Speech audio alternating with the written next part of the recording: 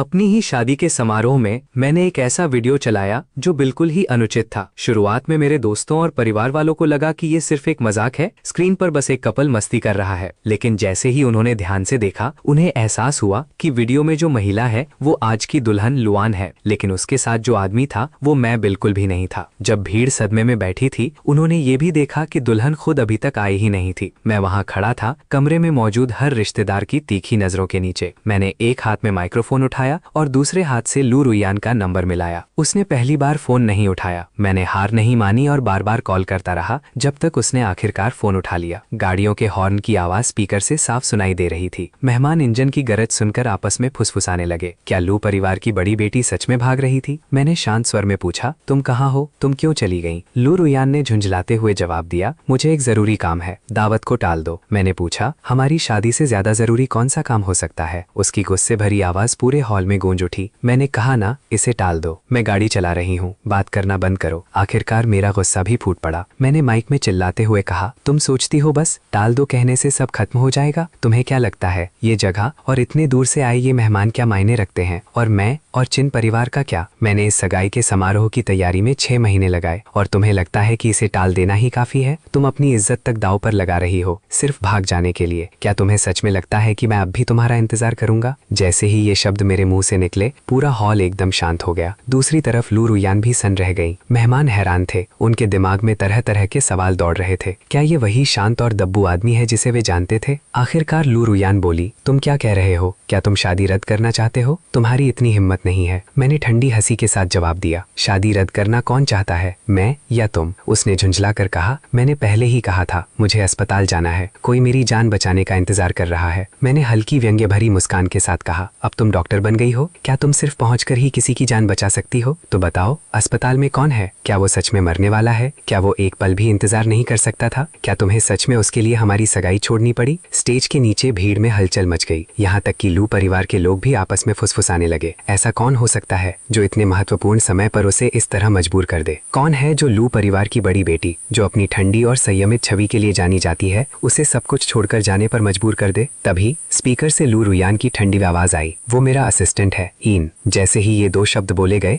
भीड़ में हलचल मच गई। क्या ईन वही नहीं है जो मैनेजर लू का असिस्टेंट है? उसे उसने खुद ग्रेजुएशन के बाद नौकरी पर रखा था और लोग कहते हैं कि वो किसी फिल्म स्टार से भी ज्यादा हैंडसम है। वो उसके बहुत करीब है, एक कर्मचारी से ज्यादा एक सबसे अच्छे दोस्त की तरह। लेकिन आखिर कब से अमीर लोगों के ऐसे मेल बेस्ट फ्रेंड होने लगे? मैंने अपने आसपास फैलते इस हंगामे और फुसफुसाहट को देखा। लू परिवार की मुखिया लुएन अब और सहन नहीं कर सकी। वो तुरंत खड़ी हुई और अपने लोगों को मुझे रोकने का आदेश दिया। वे मेरे हाथ से फोन छीनना चाहते थे, लेकिन मेरे पास पहुंच नहीं पाए क्योंकि मैंने पहले से ही इसकी तैयारी कर रखी थी। मैंने 200 सिक्योरिटी गार्ड्स रखे थे जो स्टेज की सुरक्षा कर रहे थे। मैंने सवाल जारी रखा, उसे क्या हुआ है? सर्दी, बुखार या साइकिल से हल्की सी चोट? मुझे हमेशा से तुम दोनों के रिश्ते पर शक था। सीईओ कौन है, तुम या वो? एक मामूली असिस्टेंट कैसे लू परिवार की वारिस को अपने मंगेतर को छोड़ने पर मजबूर कर सकता है? शिनेमो, व्यंग्य मत करो, उसने गुस्से में कहा। वो मेरा असिस्टेंट है और मेरा दोस्त भी। अगर तुम उसकी इज्जत नहीं करोगे तो तुम मेरी बेइज्जती करोगे। मैंने कहा, ओह, तो मुझे इसके नतीजे नहीं पता थे। इस असिस्टेंट की बेइज्जती करने के नतीजे परिवार का विनाश और तुरंत मौत। बहुत बढ़िया, यही वजह थी कि मैं अपने पिछले जन्म में समय से पहले मर गया था। लेकिन अब जब मुझे दोबारा जन्म मिला है तो मैं इस जोड़ी को 1 इंच भी नहीं दूंगा। इन्हें बेनकाब करना और हमेशा के लिए बदनाम करना ही मेरे प्लान का पहला कदम है। मैंने आगे कहा, लगता है तुम्हारे लिए तुम्हारा ये दोस्त तुम्हारे अपने मंगेतर से भी ज्यादा महत्वपूर्ण है। तो अब एक फैसला करो, तुम किसे चुनती हो, मुझे या ये फैन? लू रुयान ने कभी उम्मीद नहीं की थी कि मैं ऐसा कहूंगा। मैं उसे पूरी तरह मजबूर कर रहा था कि वो आखिरी फैसला ले। उसके दिमाग में वो और येन भाई बहन जैसे थे। उसे लगा कि मैं उनके रिश्ते को गलत तरीके से समझ रहा हूँ। मुझे जवाब दो, तुम किसे चुनती हो? मैं अब भी उसी सख्ती के साथ बात कर रहा था। लू रुयान ने चुपचाप हम दोनों की तुलना की और उसे लगा कि येन उसे मुझसे बेहतर समझता है। उसने बिना सोचे उसका नाम ले दिया। जैसे ही उसने नाम लिया, मैंने तुरंत फोन काट दिया। मैं सीधे बाहस शहर की ओर निकल गया। मुझे जितनी जल्दी हो सके अस्पताल पहुंचना था। धन्यवाद, सच में धन्यवाद। उसके इस फैसले के बाद वहां मौजूद किसी भी इंसान के पास उसके लिए कुछ अच्छा कहने को नहीं बचा था। उसकी आइस क्वीन वाली छवि पूरी तरह टूट गई थी। बुजुर्ग लू को पहली बार इतनी शर्मिंदगी महसूस हुई। उन्हें लू रुयान की कमजोर सोच और उसके इस व्यवहार से नफरत थी, लेकिन उससे भी ज्यादा गुस्सा उन्हें मुझ पर था कि मैंने सबके सामने तमाशा खड़ा कर दिया। उन्होंने तुरंत पास खड़े एक नौकर को बुलाया और कहा, जाकर उस नालायक लड़की को ढूंढो। अगर ये फैन मर गया है तो ठीक है, और अगर नहीं मरा तो इस बार सच में उसे कुचल देना। उधर लू रुयान अपनी सफेद शादी की ड्रेस में ही अस्पताल पहुंच चुकी थी। वो तेजी से अस्पताल के गलियारों में दौड़ रही थी। किसी ने पहले कभी किसी दुल्हन को पूरे शादी के जोड़े में अस्पताल में नहीं देखा था। लोग आपस में फुसफुसाने लगे, समझ नहीं पा रहे थे कि आखिर मामला क्या है। कुछ ज्यादा भावुक लोगों ने तो अपने दिमाग में कहानी भी बना ली। उन्हें लगा कि शायद उसके दूल्हे का एक्सीडेंट हो गया है और वो मरने वाला है, इसलिए वो उससे आखिरी बार मिलने आई है। कुछ लड़कियां तो तुरंत अपने फोन निकालकर फोटो लेने और सोशल मीडिया पर डालने के लिए तैयार हो गईं। मेरी पिछली जिंदगी में यही वायरल मामला मेरी जिंदगी बर्बाद कर गया था। मुझे हमेशा के लिए धोखेबाज पति का टैग मिल गया था। तब जब लू रुयान भाग गई थी, लू परिवार ने उसे सजा दी थी, लेकिन उसे कोई फर्क नहीं पड़ा। उन्होंने येन फैन को हटाने की कोशिश की, लेकिन लू रुयान ने पूरी ताकत से उसकी रक्षा की। उसने आत्महत्या की धमकी तक दे दी और मैं बेवकूफ बनकर उसे माफ कर बैठा। इंटरनेट पर लोगों ने मुझे एक अमीर बिगड़ा हुआ आदमी बताया जो अपनी ताकत से किसी और का प्यार छीन रहा था। मैं सबकी नजर में खलनायक बन गया था, वो इंसान जिसने लू परिवार को दबाया और लू रुयान और येन को अलग कर दिया। वहीं येन अपनी जिंदगी एक कहानी के हीरो की तरह जी रहा था, बदले की भावना से भरा हुआ। वो अब भी लू रुयान से प्यार करता था और हर समय उसकी रक्षा करता था। दुनिया की नजरों में सबसे बड़ा विलन मैं ही था। लू रुयान को सच्चाई पता थी, लेकिन उसने कभी मेरा साथ नहीं दिया। उसे सिर्फ एक चीज की परवाह थी, येन फैन की इज्जत बचाना। मेरे लिए उसके दिल में कुछ भी नहीं था। और अभी उसी समय शहर के बैंक्वेट हॉल में मैं स्टेज पर खड़ा था, हाथ में माइक्रोफोन लिए और शांत चेहरे के साथ सबको संबोधित कर रहा था। चूंकि लू परिवार की बड़ी बेटी अपना फैसला ले चुकी है, अब मैं वही करूंगा जो सही है। लुई को अंदाजा नहीं था कि मैं आगे क्या कहने वाला हूँ, लेकिन उसे एक अजीब सी बेचैनी महसूस हुई और वो मुझे रोकना चाहती थी। वो जल्दी जल्दी मेरी ओर बढ़ी और स्टेज के सामने आकर मुझे समझाने लगी। उसने कहा, चिन्मो, अगर कोई समस्या है तो हमें परिवार की तरह बंद कमरे में बात करनी चाहिए। रुयान अभी जवान है, उससे गलती हो गई, हम उसे समझा लेंगे और सब ठीक कर देंगे। अब नीचे आओ और मुझे माइक्रोफोन दे दो। मैंने नीचे खड़ी लूचिन की तरफ देखा। उसे मैं कई सालों से दादी कहता आया था। मेरा चेहरा सख्त हो गया। चिन परिवार हमेशा छोटा रहा है, लेकिन हमारी अपनी इज्जत है। मेरे जन्म से पहले ही मेरे दादा दादी इस दुनिया से चले गए थे। वे एक एक करके इस दुनिया से चले गए। फिर जब मैं अभी हाई स्कूल में ही था, मेरे माता पिता भी एक अचानक हादसे में मारे गए। कभी गर्व से भरा हुआ चिन परिवार कमजोर पड़ गया। आखिर में मेरे खानदान में सिर्फ मैं ही अकेला बचा। लू परिवार कहता था कि उन्होंने मुझे सहारा और अपनापन दिया, लेकिन उनकी इस दया के पीछे हमेशा एक छिपा हुआ मकसद था। ओल्ड लेडी लू का असली इरादा चिन परिवार की सारी संपत्ति पर कब्जा करना था। अब जब मुझे दोबारा जीवन मिला है तो मैं इतिहास को दोहराने नहीं दूंगा। मैंने कहा, ओल्ड लेडी लू, आपका नाम लू है और मेरा चिन। आपको ये हक किसने दिया कि आप हमें एक ही परिवार समझें? क्या आपको सच में लगता है कि हम एक हैं? क्या आप सच में हमें परिवार मानती हैं? जब आपकी पोती ने अपना फैसला कर लिया है तो आपका दामाद मैं नहीं बल्कि ये फैन है। अभी मैं उससे चिन परिवार की मुखिया के तौर पर बात कर रहा हूँ और उसकी चालें अब मेरे सामने बेनकाब हो रही हैं। आपका भावनाओं का सहारा लेने वाला खेल अब खत्म हो चुका है। लू चिन ने ऊपर मेरी ओर देखा। उसकी आंखों में लाचारी साफ दिख रही थी। मैंने फिर से दर्शकों की तरफ मुड़कर नकली अफसोस जताते हुए कहा, मुझे माफ कीजिए आप सभी का कि मैंने आपको अपने इस सगाई समारोह में बुलाया और आपका समय बर्बाद किया, लेकिन ये सब एक नाटक बनकर रह गया। जैसा कि मैंने पहले कहा, मैं वो इंसान हूँ जो सही काम करने में विश्वास रखता है। लू परिवार की बड़ी बेटी पहले से ही किसी और से प्यार करती है, तो मैं उसका प्यार कैसे छीन सकता हूँ? आज से मैं लू रुयान के साथ अपनी सगाई खत्म करता हूँ। जैसे ही मैंने ये कहा, मेरे होने वाले ससुर लुईनी हिम्मत जुटाकर स्टेज पर चढ़ाए। उन्होंने जोर से कहा, मैं इससे सहमत नहीं हूँ, मैं इसका कड़ा विरोध करता हूँ। चिन्मो, तुम्हें यह फैसला लेने का कोई हक नहीं है। मैंने उसकी ओर देखकर शांत स्वर में पूछा, आपके पास असहमति जताने की क्या वजह है? आपकी बेटी खुद अपना फैसला लेकर अपने सच्चे प्यार के पास चली गई है। अब आप चाहते क्या हैं? क्या मैं किसी को भेजकर उसे जबरदस्ती उठवा लाऊं और कैद कर लूं?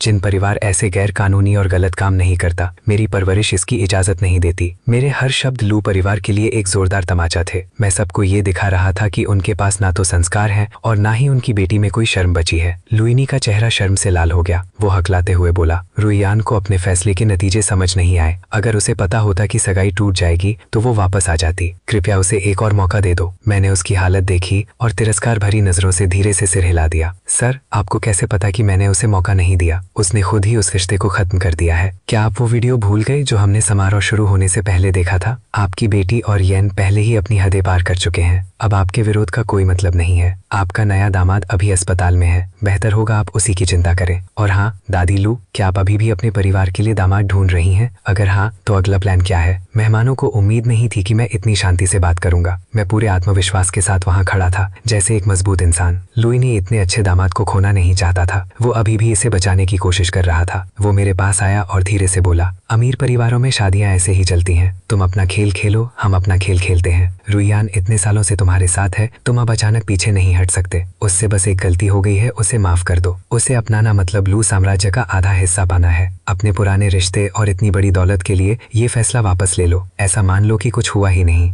मैंने उसे देखा और मन में सोचा, क्या इनके दिमाग ने काम करना बंद कर दिया है? इतना सब होने के बाद भी ये चाहते हैं कि मैं सब कुछ नजरअंदाज कर दूं। वो फिर बोला, वैसे भी रुईयान अब भी पवित्र है, बस थोड़ा गले लगना और किस करना हुआ है, उससे ज्यादा कुछ नहीं। तुमने एक बार धोखा सह लिया, लेकिन मैं वादा करता हूँ कि दोबारा ऐसा नहीं होगा। मैंने उसकी आंखों में देखते हुए कहा, मेरे चिन परिवार को तुम्हारे लू परिवार से कुछ भी नहीं चाहिए। फिर मैं भीड़ की ओर मुड़ा और कहा, अब मैं दूसरी बात घोषित करता हूँ, आज से चिन परिवार और मेरे ननिहाल का लू परिवार के साथ कोई भी रणनीतिक संबंध नहीं रहेगा। जो प्रोजेक्ट अभी चल रहे हैं उनके खत्म होने के बाद उनसे कोई नया समझौता नहीं किया जाएगा। इस बार सिर्फ लुइनी ही नहीं बल्कि सब लोग सन्न रह गए। दादी लू इतनी डर गईं कि खड़ी भी नहीं रह सकी। गुस्से और सदमे में आकर वो सीधे जमीन पर गिर पड़ी। जल्दी करो, इन्हें अस्पताल ले जाओ। लू परिवार के लोग घबराकर उन्हें उठाने लगे और तुरंत बाहर ले गए। लुइनी ने ये सब देखा, हार मानते हुए सिर हिलाया और उनके पीछे पीछे चला गया। मैं वहीं रुका रहा और देर रात तक मेहमानों को संभालता रहा। आखिरकार शोर थम गया, लेकिन उस सन्नाटे के पीछे एक तूफान छिपा हुआ था। मैं वापस लिविंग रूम में गया और वहां अपने दोस्त शिन्यूचू को पाया। हम दोनों चुपचाप बैठे रहे, इस पूरे हंगामे के बाद खुद को संभालने की कोशिश करते हुए। शिन्यू किसी देर से खिले गुलाब की तरह थी, शांत लेकिन बेहद आकर्षक। उसमें एक ऐसा खिंचाव था जिसे नजरअंदाज करना मुश्किल था। अगर लू रुईयान एक ठंडी बर्फीली कमल की तरह थी तो शिन्यूचू एक रहस्यमयी काले गुलाब जैसी थी। मैंने धीरे से कहा, शिन्यू, हालात का बोझ मुझ पर साफ महसूस हो रहा था। वो मुझसे कुछ साल बड़ी थी लेकिन हमेशा सही बात कहती थी। मेरी बहन चिन्या ने उसे कुछ समय पहले ही गोद लिया था। उसने पूछा, क्या तुम सच में ये सब छोड़ने वाले हो? लू रुईयान ने मेरे साथ सच में ऐसा किया? उसने वाकई ये सब कर दिया। मैं ऐसे बर्दाश्त नहीं कर सकता। वो मेरे सच्चे प्यार के साथ ऐसा धोखा कैसे कर सकती है? ये कहते कहते उसकी आंखों से आंसू बहने लगे। इस बार मैं भी खुद को संभाल नहीं पाया और पूरी तरह टूट गया। मैं कुर्सी पर गिर पड़ा जैसे सारी ताकत खत्म हो गई हो। मेरी आंखें खाली थीं, दुख, निराशा और बेबसी से भरी हुई। दोबारा जीवन मिलने के बाद भी मेरा एक हिस्सा अब भी इस बात पर यकीन नहीं कर पा रहा था। मुझे यकीन नहीं हो रहा था कि रुईयान मेरे साथ ऐसा कर सकती है। आज जो हुआ वो तो सिर्फ शुरुआत है। असली दर्द तो उससे भी कहीं ज्यादा गहरा है। ये सब उस दर्द के सामने कुछ भी नहीं है जो उसने 10 साल पहले मुझे दिया था। ये फैन के लिए उसने मुझे जिंदा लाश बना दिया था। क्या मैंने उसे दिलासा दिया? नहीं, ये मामला यहीं खत्म नहीं होगा। लू रुईयान तो बस शुरुआत है। मैं पूरे लू परिवार को उनके फैसले की कीमत चुकवाऊंगा। मैंने उसकी ओर देखा और पूछा, तुम्हारे हिसाब से एक औरत के लिए सबसे ज्यादा महत्वपूर्ण क्या होता है? उसके जवाब देने से पहले ही मैं खुद बोल पड़ा, आज मैं उन तस्वीरों को सार्वजनिक करने वाला हूँ। लू रुईयान की बेवफाई को उजागर करना दो धारी तलवार है, लेकिन अब वो मेरे बारे में भूल सकती है। इस जन्म में किसी बड़े और सम्मानित परिवार में शादी करने का उसका सपना अब खत्म हो चुका है। लू परिवार उसे कभी भी हीन जैसे किसी मामूली इंसान के साथ रहने नहीं देगा। हमें कुछ करने की भी जरूरत नहीं पड़ेगी। उनका परिवार खुद ही टूट जाएगा। लू परिवार खुद ही उन दोनों से निपट लेगा। हमें सिर्फ ली परिवार पर ध्यान देना है। मैं लू परिवार को पूरी तरह बर्बादी की ओर ले जाऊंगा। नफरत से भरा हुआ मैंने अपने हाथ में पकड़ा चाय का कप कसकर पकड़ लिया, फिर उसे रखकर मैंने मना कर दिया। मेरी आंखों में ठंडापन था जिसमें गुस्से और हिंसा की झलक साफ दिख रही थी। शिन्यूचू ने मुझे कभी इस रूप में नहीं देखा था। मैं उसे बिल्कुल अलग इंसान लग रहा था। उसने मेरी ओर देखकर कहा, ठीक है, मैं हमेशा तुम्हारे साथ रहूंगी। जिन परिवार तुम्हारी ताकत है और हम मिलकर उनसे 10 गुना कीमत वसूल करेंगे। वो झुककर मेरे माथे को छूती है जैसे बचपन में किया करती थी। मैंने उसके चेहरे को देखा, वही चेहरा जिसे मैंने अपनी पिछली जिंदगी में बहुत याद किया था। जब मैं बेहोश और लाचार था, वो रोज मेरी देखभाल करने आती थी। वो मुझे करवट दिलाती, मेरे हाथ पैरों की हल्की मालिश करती। वो मेरे कानों में धीरे धीरे दुनिया की हर खबर सुनाती थी और हर बार जाते समय मेरे सिर पर हाथ फेरती थी। मैं खुद को रोक नहीं पाया। मैं खड़ा हुआ और उसे कसकर गले लगा लिया। अब मैं वो इंसान नहीं था जिसे शिन्यूचू पहले जानती थी। पिछले जन्म में मैं भटक गया था। मुझे याद आया कि लू रुईयान ने उसके साथ कैसा व्यवहार किया था और उसका दुखद अंत क्या हुआ था। ये सोचकर मेरे दिल में गहरा पछतावा भर गया। मैंने खुद को कोसा कि मैंने कभी लू रुईयान से प्यार किया और उसे अपने परिवार को चोट पहुंचाने दिया। मैंने कसम खाई कि अब ऐसा कभी नहीं होने दूंगा। मैंने अपना सिर उसके कंधे पर रख दिया और उसकी जानी पहचानी खुशबू को महसूस किया। जो कुछ मैंने खो दिया था उसे फिर से पाकर मैं टूट गया और जोर जोर से रोने लगा। अचानक गले लगाने से वो थोड़ी सख्त हो गई, क्योंकि कई सालों बाद हम इतने करीब आए थे।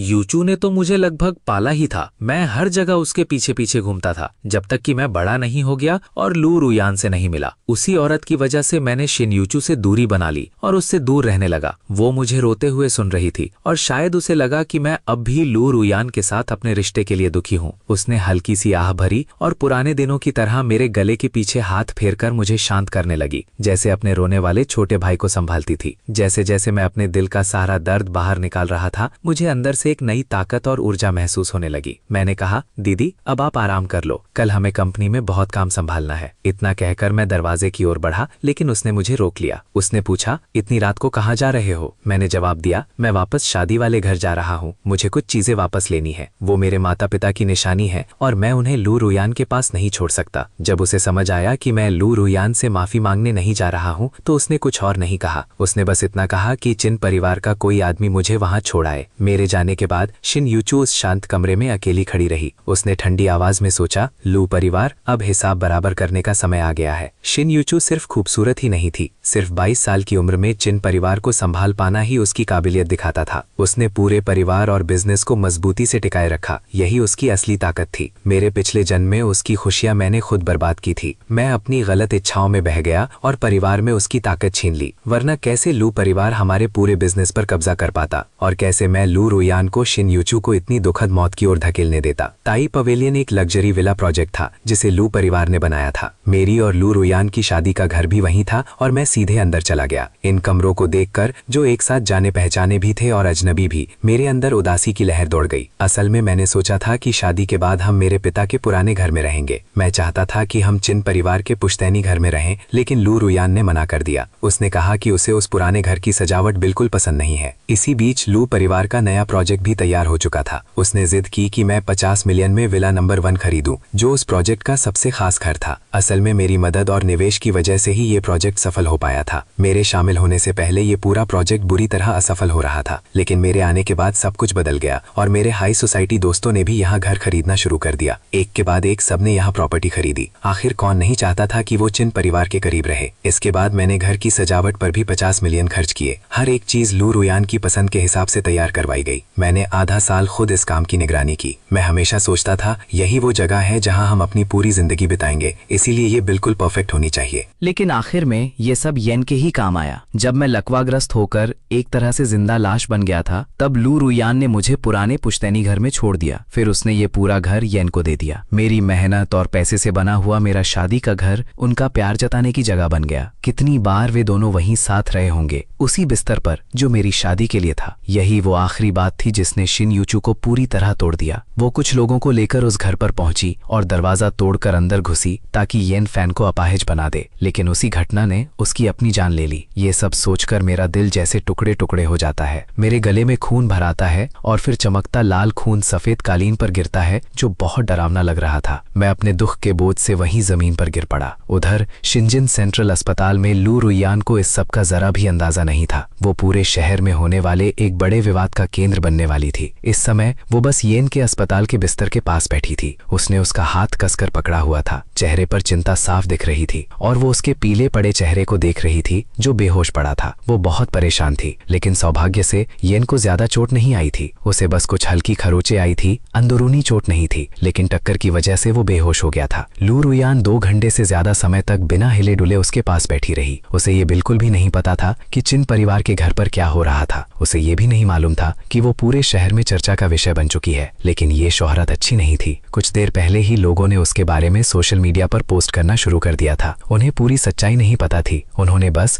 उसे अस्पताल में येन के पास भागते हुए देखा था। ऑनलाइन लोग उसकी तारीफ कर रहे थे कि वो कितनी वफादार है। लोग उसकी खूबसूरती और उसके सच्चे प्यार की बातें कर रहे थे और पोस्ट तेजी से वायरल हो रही थी। लेकिन ये सब जल्दी ही बदलने वाला था। जो लोग सगाई समारोह में मौजूद थे उन्हें सच्चाई पता थी और वे धीरे धीरे इंटरनेट पर असली बात फैलाने लगे। लोग अब सवाल उठाने लगे। उन्हें समझ नहीं आ रहा था कि वो असल में कौन है। लू रुयान, लू परिवार की बड़ी बेटी, और अस्पताल के बिस्तर पर पड़ा आदमी सिर्फ उसका असिस्टेंट येन फैन था। आज रात उसकी सगाई मुझसे होने वाली थी, चिन परिवार के वारिस से, लेकिन वो मुझे छोड़कर भाग गई, और वो भी शादी के कपड़ों में, सिर्फ उस आदमी के पास जाने के लिए। तो फिर दूल्हा कहाँ था? लोग इस जोड़ी को आशीर्वाद दे रहे थे और ये देखकर मेरा खून खौल उठता था। आखिरकार किसी ने लू रुयान और येन फैन की सच्चाई उजागर कर दी। उन्होंने सब कुछ पोस्ट कर दिया, यहाँ तक कि सगाई समारोह की तस्वीरें भी। उन तस्वीरों में मैं उस बड़े स्टेज पर अकेला खड़ा था। मेरे चेहरे पर सिर्फ निराशा और टूटे हुए दिल की झलक थी, और मेरे पीछे लगी बड़ी स्क्रीन पर सच्चाई पहली बार सबके सामने आ रही थी। एक फोटो में लू रुयान पजामे में येन के साथ उसी कमरे में दिखाई दे रही थी। सबूत इतने इतने साफ थे कि किसी भी तरह का शक नहीं बचा था। अब ये पूरी तरह साबित हो चुका था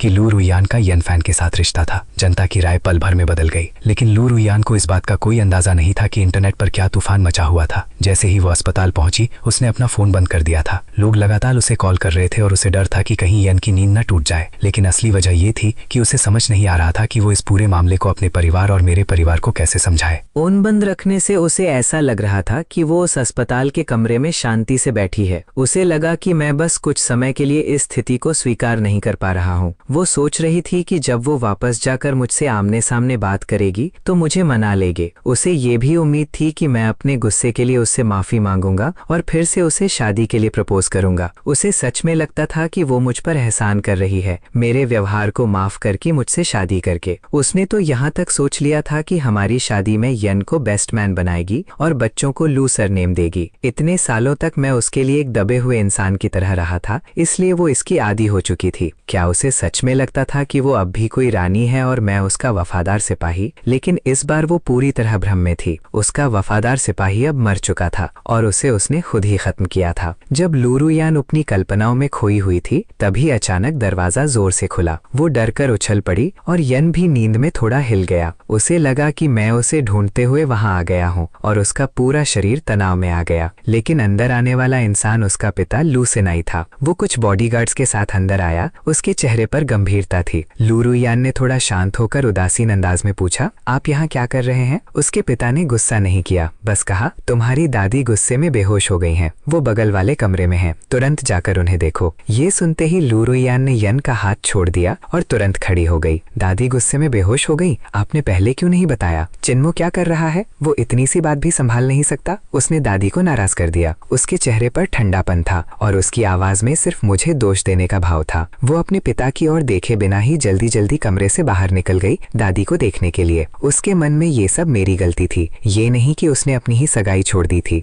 वो मानने को तैयार ही नहीं थी कि इस पूरे हालात की वजह उसके अपने फैसले थे। उसे ये बिल्कुल भी अंदाजा नहीं था कि जैसे ही उसने यन को चुना, मैं दुनिया के सामने हमारी सगाई खत्म करने का ऐलान कर चुका था। उसके पिता ने उसे नहीं रोका, बस यन की तरफ देखा और हल्की हंसी के साथ कहा, अब नाटक बंद करो। यन वहीं चुपचाप लेटा रहा, बेहोश होने का अभिनय करता हुआ। लेकिन लू सेनाई उसकी चाल समझ गया और गार्ड से कहा, यहीं रहो और इस पर नजर रखो, इसे कहीं जाने मत देना। इतना कहकर वो कमरे से बाहर चला गया। दरवाजा बंद होते ही यन की पलकों में हल्की हरकत हुई। वो धीरे से आंखें खोलकर आसपास देखना चाहता था। उसने हल्की सी झिरी से देखा, लेकिन जैसे ही उसने दो बड़े साए अपने ऊपर खड़े देखे, वो फिर से चुपचाप पड़ा रहा।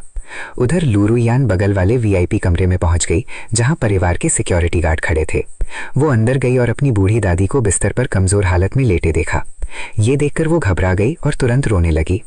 उसने अपनी दादी की निजी नौकरानी आंटी जॉन से पूछा, दादी को क्या हुआ? ये कैसे हो गया? आंटी जॉन कुछ पल चुप रही। वो बचपन से ही लू परिवार के साथ थी और 50 साल से उनकी सेवा कर रही थी। वो हर मुश्किल में दादी के साथ रही थी। उसने लू रुयान को बचपन से बड़ा होते देखा था और कभी नहीं सोचा था कि वो ऐसा कर सकती है। लेकिन अब सच्चाई उसके सामने थी। उसकी मालकिन ने अपनी ही सगाई छोड़ दी थी, सिर्फ अपने असिस्टेंट को देखने अस्पताल आने के लिए।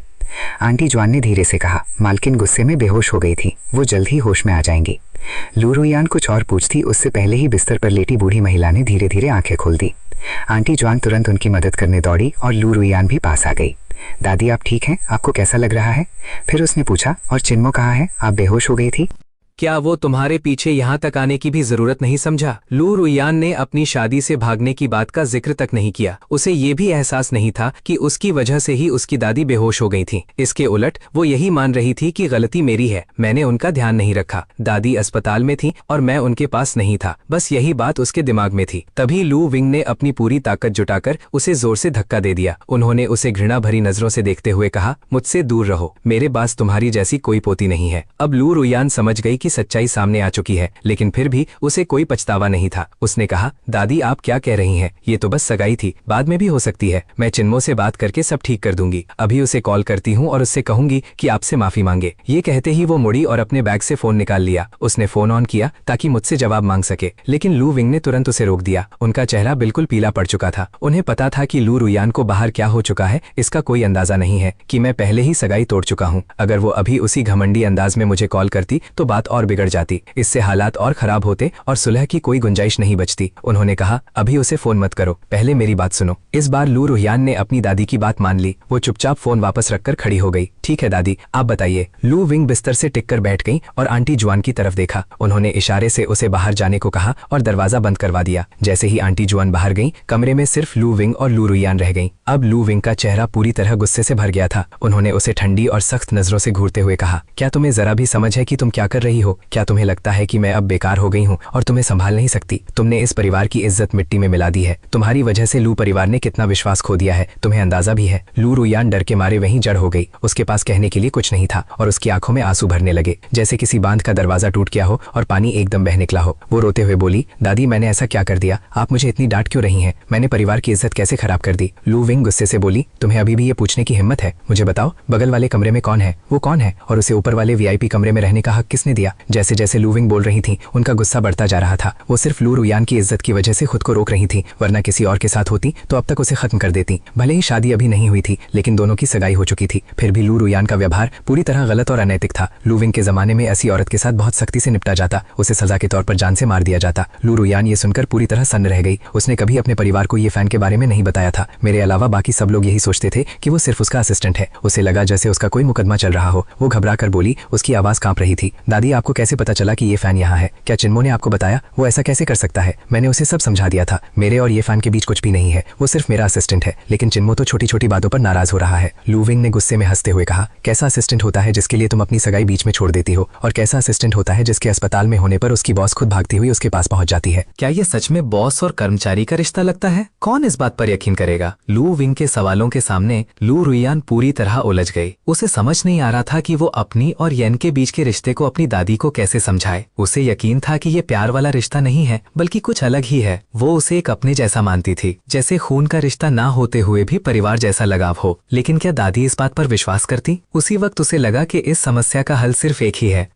अगर मैं आकर सब समझा दूं तो दादी को मानना ही पड़ेगा। उसने तुरंत मुझे फिर से कॉल करने की कोशिश की ताकि मैं वहां आ जाऊं। इस बार लू विंग ने उसे रोका नहीं। उन्होंने बस उसे ठंडे भाव से देखते हुए कहा, अंदाजे लगाना बंद करो, वो तुम्हारा फोन नहीं उठाएगा। लू रुहियान को उनकी बात पर विश्वास नहीं हुआ, लेकिन जब उसने कॉल किया तो मैंने फोन नहीं उठाया। पहले ऐसा कभी नहीं हुआ था। जब भी वो मुझे कॉल करती, मैं 3 सेकंड के अंदर फोन उठा लेता था। लेकिन आज उसने लगातार 3 बार कॉल किया और हर बार सिर्फ खामोशी मिली। लू विंग ने कहा, मैं तुम्हें सच्चाई बताती हूँ। उन्होंने गहरी सांस ली और सब कुछ बताने का फैसला किया। उन्होंने विस्तार से बताया कि उसके जाने के बाद क्या क्या हुआ, कैसे मैंने उसे कॉल किया और पूरे मामले का वीडियो तक रिकॉर्ड करवाया, कैसे मैंने लू रुहियान को उसी समय फैसला लेने पर मजबूर कर दिया और आखिर में मैंने सबके सामने हमारी सगाई खत्म करने का ऐलान कर दिया। उन्होंने सिर्फ एक बात छुपाई, लू रुहियान और येन फैन की तस्वीरें। उनके बीच की नजदीकियों के बारे में वो अभी उसे नहीं बताना चाहती थी। ये सब सुनकर लू रुहियान पूरी तरह सन्न रह गई। उसे विश्वास ही नहीं हो रहा था कि मैंने सबके सामने रिश्ता खत्म कर दिया। उसके चेहरे पर हैरानी साफ झलक रही थी। वो धीरे से बोली, ये कैसे हो सकता है? वो मुझसे इतना प्यार करता है, वो हमारी सगाई कैसे तोड़ सकता है? नहीं, मुझे अभी उसके पास जाना होगा। मुझे उससे पूछना है कि इसका क्या मतलब है। उसकी हिम्मत कैसे हुई ऐसा करने की? वो मुड़ी और दरवाजे की तरफ बढ़ने लगी। तभी लू विंग ने उसे रोका, वापस आओ, अब उससे मिलने का क्या फायदा? लू विंग ने भारी मन से अपनी पोती की ओर देखा। उन्हें समझ आ गया था कि लू रुहियान अब सही और गलत में फर्क करना भी भूल चुकी है। ये सिर्फ परवरिश की कमी नहीं थी, असल वजह ये थी कि अब मैं उसे बिगाड़ना बंद कर चुका था। उन्होंने सख्ती से पूछा, इस बार सच सच बताओ, उस लड़के के साथ तुम्हारा असली रिश्ता क्या है? तुम दोनों के बीच कितनी हद तक बात पड़ चुकी है? ये सवाल सुनकर लू रुहियान ठिठक गई। उसकी आंखों में झिझक और अपराधबोध साफ दिखाई दे रहा था। वो कुछ पल चुप रही, फिर कांपती आवाज में बोली, दादी आप क्या कह रही हैं? मेरा और येनफेन का ऐसा कोई रिश्ता नहीं है। आप मुझ पर विश्वास कीजिए, हम बस सहकर्मी हैं, दोस्त हैं। चिन्मो की बातों पर ध्यान मत दीजिए। फोन पर जब मैंने कहा कि मैं येनफेन को चुनती हूँ, उसका मतलब सिर्फ इतना था कि मैं अस्पताल जा रही हूँ। मेरा मतलब ये नहीं था कि मैं चिन्मो को छोड़ रही हूँ। मैं उसे कैसे छोड़ सकती हूँ? अंदर ही अंदर वो सच बोल रही थी। उसका कभी इरादा नहीं था कि वो मेरे परिवार की दौलत छोड़ दे। वो बस मेरे गुस्से भरे व्यवहार से नाराज होकर ऐसा बोल गई थी।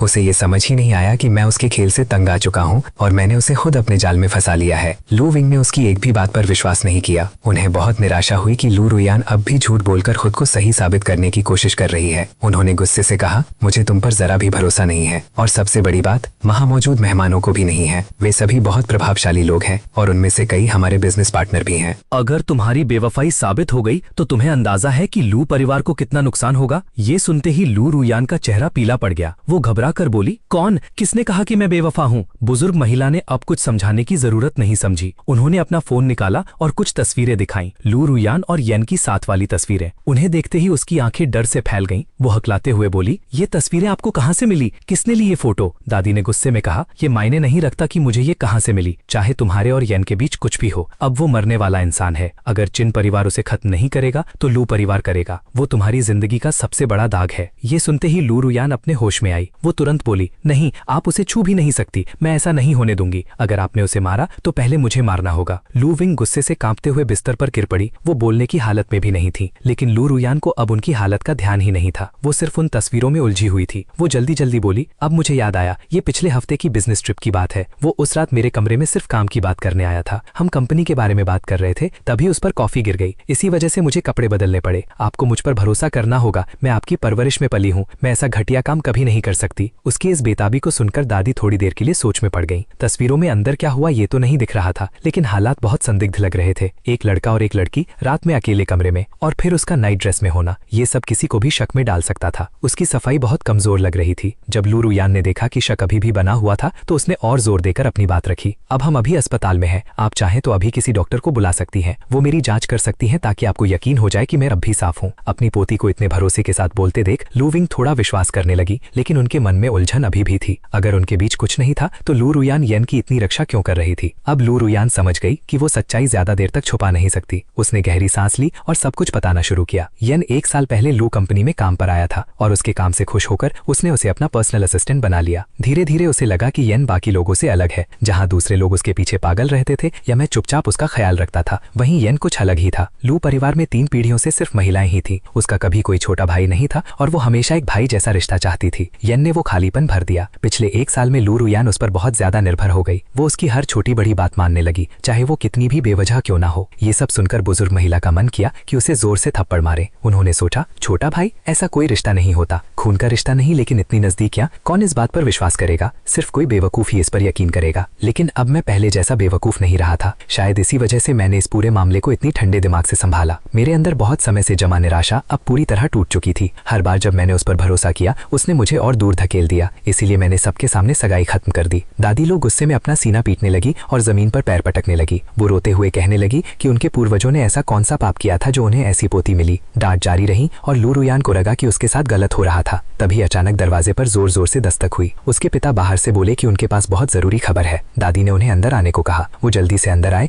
और उनके हाथ में एक टैबलेट था। उन्होंने स्क्रीन दिखाते हुए बताया कि ये मामला इंटरनेट पर तेजी से फैल रहा है। लोगों की राय पूरी तरह लू परिवार के खिलाफ हो गई है। वो घबरा कर बोले, अब हम क्या करें? दादी लू को उनका घबराया हुआ चेहरा बिल्कुल पसंद नहीं आया। उन्हें लगा कि वो कोई फैसला लेने के लायक ही नहीं है। उन्होंने सोचा कि वो एक 20 साल के लड़के मेरे से भी कमजोर हैं, जो इतनी बड़ी स्थिति में भी शांत बना रहा। गुस्से में उन्होंने उसे डांटते हुए कहा कि पहले अपने इस बेकार और घबराए हुए चेहरे को संभाले। एनी ने और भी ज्यादा सिर झुका लिया, जबकि लू रुयान उसे घृणा भरी नजरों से देख रही थी। वो अपने पिता से हमेशा से नफरत करती थी। असल में वो सिर्फ इसलिए इस परिवार का हिस्सा था क्योंकि लू परिवार में कोई पुरुष वारिस नहीं था, और क्योंकि वो परिवार को बेटा नहीं दे पाया, पत्नी के मरने के बाद उसे बिल्कुल बेकार समझ कर रखा गया। एनी इस तरह के व्यवहार का आदी हो चुका था, इसलिए उसे गुस्सा नहीं आया। उसने बस कहा कि वे टैबलेट पर खबर देखें। जैसे ही दोनों ने खबर देखी, रुयान गुस्से से कांपने लगी और बुजुर्ग महिला वहीं बेहोश हो गई। ऑनलाइन हालात पूरी तरह बेकाबू हो चुके थे। मेरी और उसकी छवि बिल्कुल उलट दिशा में जा रही थी। जैसे जैसे समय बीत रहा था, लोग मेरी तरफ सहानुभूति दिखाने लगे। अंदर की जानकारी रखने वाले लोग इंटरनेट पर मेरे द्वारा लू रुयान के लिए किए गए हर काम को शेयर करने लगे। किसी ने तो मेरे परिवार द्वारा दिए गए भारी भरकम दहेज की लिस्ट भी लीक कर दी। जब लोगों ने मेरी दरियादिली देखी तो उन्होंने उसके व्यवहार को अमानवीय बताया। अब लू रुयान के पास खुद को बचाने का कोई रास्ता नहीं था। अगर वो ये भी कहती कि वो और ये फैन सिर्फ भाई बहन जैसे हैं, तो भी कोई उस पर भरोसा नहीं करता। क्या उसे सच में लगा कि लोग इतने बेवकूफ हैं? जनता उसे खुलकर कोस रही थी और इसका असर पूरे लू परिवार के कारोबार पर पड़ रहा था। इंटरनेट उनके खिलाफ एक युद्ध भूमि बन चुका था। लोगों ने लू परिवार के सभी प्रोडक्ट्स के बहिष्कार की मांग शुरू कर दी। अगली सुबह तक निवेशक घबरा जाएंगे और तेजी से उनके शेयर बेचने लगेंगे। जो होने वाला था वो साफ दिखाई दे रहा था। अगला दिन लू परिवार के लिए किसी डरावने सपने से कम नहीं होने वाला था। अगर उन्होंने तुरंत कुछ नहीं किया तो सालों तक इस नुकसान से उभर नहीं पाएंगे। मेरे परिवार से लिया गया पैसा और उनकी बढ़ती हुई संपत्ति पल भर में खत्म हो सकती थी। अब जाकर लू रुयान को अपने किए का नतीजा समझ में आया। वो रोते हुए बोली, दादी अब क्या करें, हमें क्या करना चाहिए? बुजुर्ग महिला गुस्से में बोली, मुझसे क्यों पूछ रही हो, मुझे क्या पता। अब वो अपना गुस्सा रोक नहीं पाई। उन्होंने आगे बढ़कर लू रुयान के गाल पर जोरदार थप्पड़ मार दिया। लू रुयान अपना चेहरा पकड़कर रोने लगी। दादी मुझसे गलती हो गई, मैं मानती हूँ। क्या चिन्मो सच में हमें छोड़ चुका है? मैं सगाई तोड़ना नहीं चाहती, मैं उससे प्यार करती हूँ। मैंने उसे धोखा नहीं दिया, मेरा कोई अफेयर नहीं है। अब वो पहले जैसी ठंडी और घमंडी लड़की नहीं रही थी। जो लड़की कभी सबको बर्फ की देवी लगती थी, वो अब बिल्कुल टूट चुकी थी। अब वो बस एक छोड़े हुए पालतू जानवर जैसी लग रही थी। बुजुर्ग महिला ने तंज कसते हुए कहा, अब समझ में आया कि तुम गलत थी, लेकिन अब बहुत देर हो चुकी है। अगर खेल खेलना था तो कम से कम समझदारी से खेलती।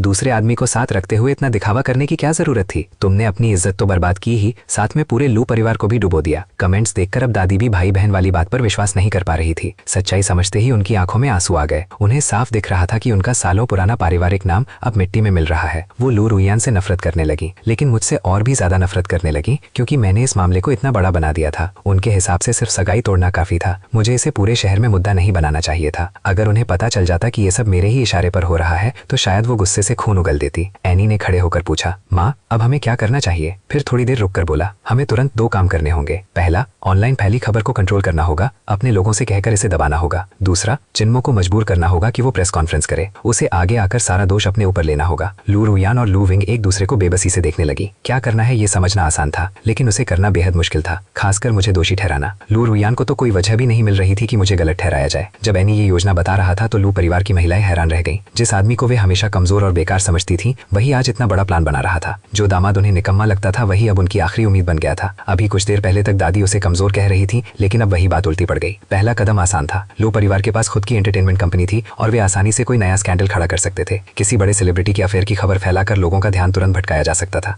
दूसरा मुद्दा ये फैन की पहचान का था। उन्होंने फैसला किया कि ये कहा जाएगा कि परिवार ने उसे गोद लिया है, ताकि वो आधिकारिक तौर पर लू रुयान का पालित भाई माना जाए। लेकिन सबसे अहम बात मैं था। मुझे दुनिया के सामने ये कहना था कि मैंने छोटी सोच और जलन में आकर ऐसा किया। मुझे ये स्वीकार करना था कि मैंने उनके साफ रिश्ते को गलत समझा और अपने ज्यादा प्यार की वजह से ये सब हंगामा खड़ा कर दिया। पहले 2 काम करना आसान था। असली समस्या ये थी कि शायद मैं सब में साथ ही न दूं। लू विंग ने थोड़ा सोचा और तुरंत आदेश देना शुरू कर दिया, एनी मैं तुम्हें अभी के अभी लू ग्रुप का वाइस प्रेसिडेंट नियुक्त करती हूँ। इस मामले की पूरी जिम्मेदारी अब तुम्हारी है। मैं और रुयान चिन्मो को संभालेंगे। तुम आज रात ही ऑनलाइन खबरों को कंट्रोल करो। एनी तो जैसे इसी मौके का इंतजार कर रहा था। वो खुशी खुशी टैबलेट लेकर बाहर चला गया। जैसे ही वो गया, लू विंग का चेहरा गंभीर हो गया। रुयान सच सच बताओ, क्या तुमने ये फैन के साथ शारीरिक संबंध बनाए हैं या नहीं? उन्हें अब भी भरोसा नहीं था कि उनका रिश्ता सिर्फ भाई बहन जैसा है। रुयान को यकीन नहीं हो रहा था कि उसकी अपनी दादी भी उस पर विश्वास नहीं कर रही। वो बोली, दादी प्लीज, मैं अपनी माँ की कसम खाकर कहती हूँ हमारे बीच कुछ नहीं हुआ। मैं उसे सिर्फ छोटे भाई की तरह देखती हूँ, उससे ज्यादा कुछ नहीं। माँ का नाम सुनकर लू विंग की आंखों में एक पल के लिए झिझक दिखी। फिर उन्होंने कहा, ठीक है, लेकिन हमें सबूत चाहिए। तुम्हें तुरंत मेडिकल चेकअप कराना होगा ताकि रिपोर्ट से सब साफ हो सके और हम चिन्मो को समझा सके। रुयान को समझ नहीं आया कि दादी किस तरह के सबूत की बात कर रही हैं। फिर लू विंग की नजर नीचे गई और रुयान सब समझ गई। दादी उसे वर्जिनिटी टेस्ट करवाने को कह रही थी। 1 घंटे बाद रुयान क्लिनिक से बाहर निकली। उसका चेहरा शर्म से लाल था। वो मेडिकल रिपोर्ट को कसकर पकड़े हुए सीधे पुराने चिन परिवार के घर की ओर चल पड़ी। रास्ते भर उसने मुझे कई बार कॉल किया, लेकिन मैंने फोन नहीं उठाया। उसे समझ नहीं आ रहा था कि मैं गुस्से में हूँ या सो रहा हूँ, लेकिन सच इससे भी ज्यादा गहरा था। उधर जैसे ही वो वहां पहुंचने वाली थी, मैं अपनी बेहोशी से जागा। खून की उल्टी करना ऐसा लग रहा था जैसे मैं अपने अतीत को अलविदा कह रहा हूँ। मैंने धीरे से कहा, लू रुयान, मैंने आखिरकार तुम्हें अपने दिल से निकाल दिया। उस खून के निकलने के बाद ऐसा लगा जैसे मेरे अंदर की सारी गर्माहट खत्म हो गई हो। मेरा दिल हल्का लगने लगा, जैसे मेरा सारा प्यार उसी खून के साथ बह गया हो। जो बोझ मेरी आत्मा को दबा रहा था वो अब खत्म हो चुका था। मैंने अपने फोन की स्क्रीन देखी, फिर पूरे घर पर नजर डाली और धीरे से कहा, अब विदा लेने का वक्त आ गया है। मैंने शराब की अलमारी से रेड वाइन की बोतल उठाई।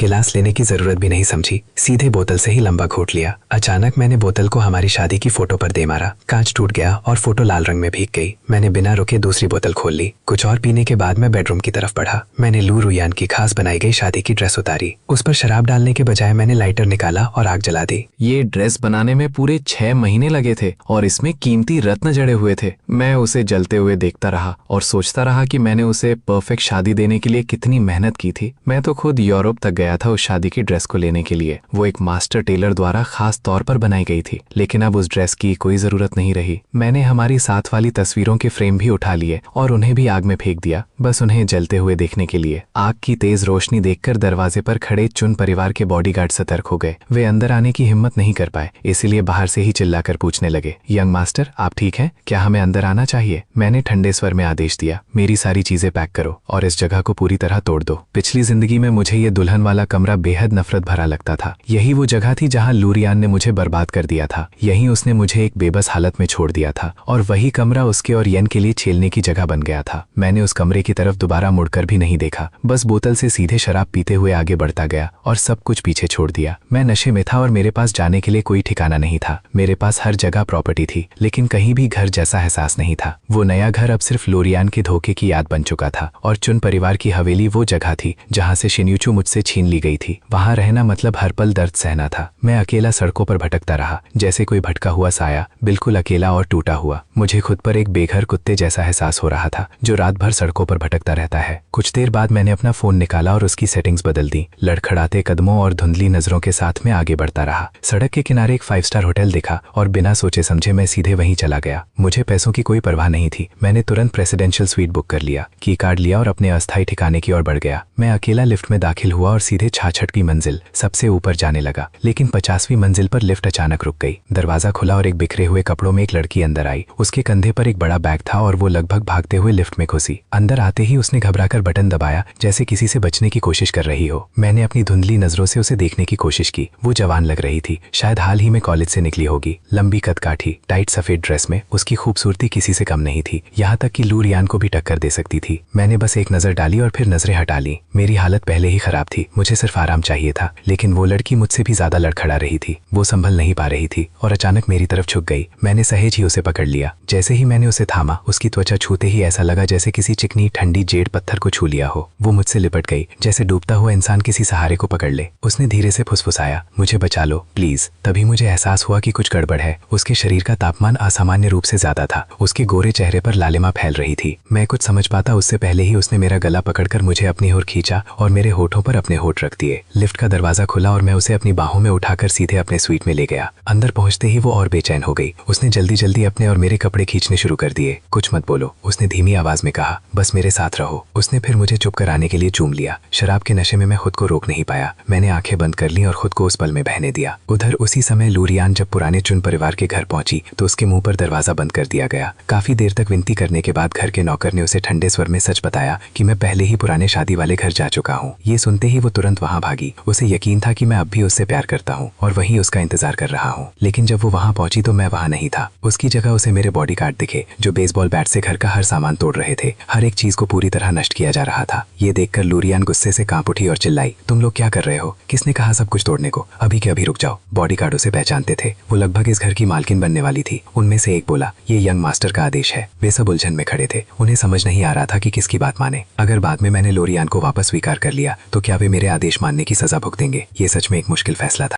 मुझसे दोबारा मत कहलवाओ, अभी इसी वक्त यहाँ से निकल जाओ। बॉडीगार्ड घबराकर इधर उधर देखने लगे। आखिरकार उनके पास कोई विकल्प नहीं था। उन्होंने अपने बैट नीचे रखे और चुपचाप वहां से चले गए। उनके जाते ही लूरियान जमीन पर गिर पड़ी। अब उसे समझ आ गया था कि मैं सच में गंभीर था। ये कोई गुस्से का पल नहीं था। मैं सच में उससे हमेशा के लिए दूर हो चुका था। चिनिमो, क्यों? तुम मुझे एक बार समझाने का मौका भी क्यों नहीं दे रहे? वो फर्श पर बांटकर फूट फूट कर रोने लगी। तभी उसकी नजर कालीन पर पड़े गहरे धब्बे पर गई। सफेद कालीन पर जमे हुए खून के लाल निशान साफ दिखाई दे रहे थे। मैंने वहीं खून उगला था और अब जाकर उसे एहसास हुआ कि उसने मेरे साथ क्या किया है। वो वहीं बैठी रह गई, टूटकर रोती हुई। अपने किए का बोझ उसे कुचल रहा था। वो ठंडी हवा में उड़ते हुए सूखे पत्ते जैसी लग रही थी, खूबसूरत लेकिन पूरी तरह बेबस। उधर उसी समय मैं उस रहस्यमयी लड़की के साथ लग्जरी प्रेसिडेंशियल स्वीट में था। करीब 1 घंटे बाद सब शांत हो गया। दवा का असर उतर चुका था। वो बिस्तर पर थक कर गिर गई और मुझे भी राहत मिली। सुबह की धूप कमरे में फैलने लगी। वो सबसे पहले जागी। वो किसी खिले हुए सफेद कमल जैसी लग रही रही थी, साफ, उजली और आकर्षक। उसके चेहरे पर हल्की लाली थी जो उसकी मासूमियत और निखार को और बढ़ा रही थी। कुछ देर तक वो वहीं बैठी सब कुछ समझने की कोशिश करती रही। धीरे धीरे उसे एहसास हुआ कि वो एक अनजान कमरे में है और उसके पास एक अनजान आदमी सो रहा है। उसकी पहली प्रतिक्रिया चीखने की थी। उसे याद आया कल उसने अपने सहकर्मी जियांग जिया के साथ एक शो के बाद कुछ निवेशकों से मिलने का न्योता स्वीकार किया था। वहां पहुंचने से पहले ही उसे इशारा दे दिया गया था कि आज रात उसे समझौता करना होगा। वो समझ नहीं पाई थी कि इसका मतलब क्या है, लेकिन जब उसे सच्चाई पता चली उसने मना कर दिया। वो वहां से निकलना चाहती थी लेकिन जियांग जिया ने उसे रोका। फिर उसने कहा कि बस एक आखिरी ड्रिंक लेकर चली जाए। उसे लगा एक ड्रिंक से कुछ नहीं होगा, लेकिन वही उसकी सबसे बड़ी गलती थी। उस ड्रिंक में कुछ गड़बड़ थी। उसकी नजर धुंधली होने लगी, शरीर कमजोर पड़ गया और धीरे धीरे उसकी चेतना खत्म होने लगी।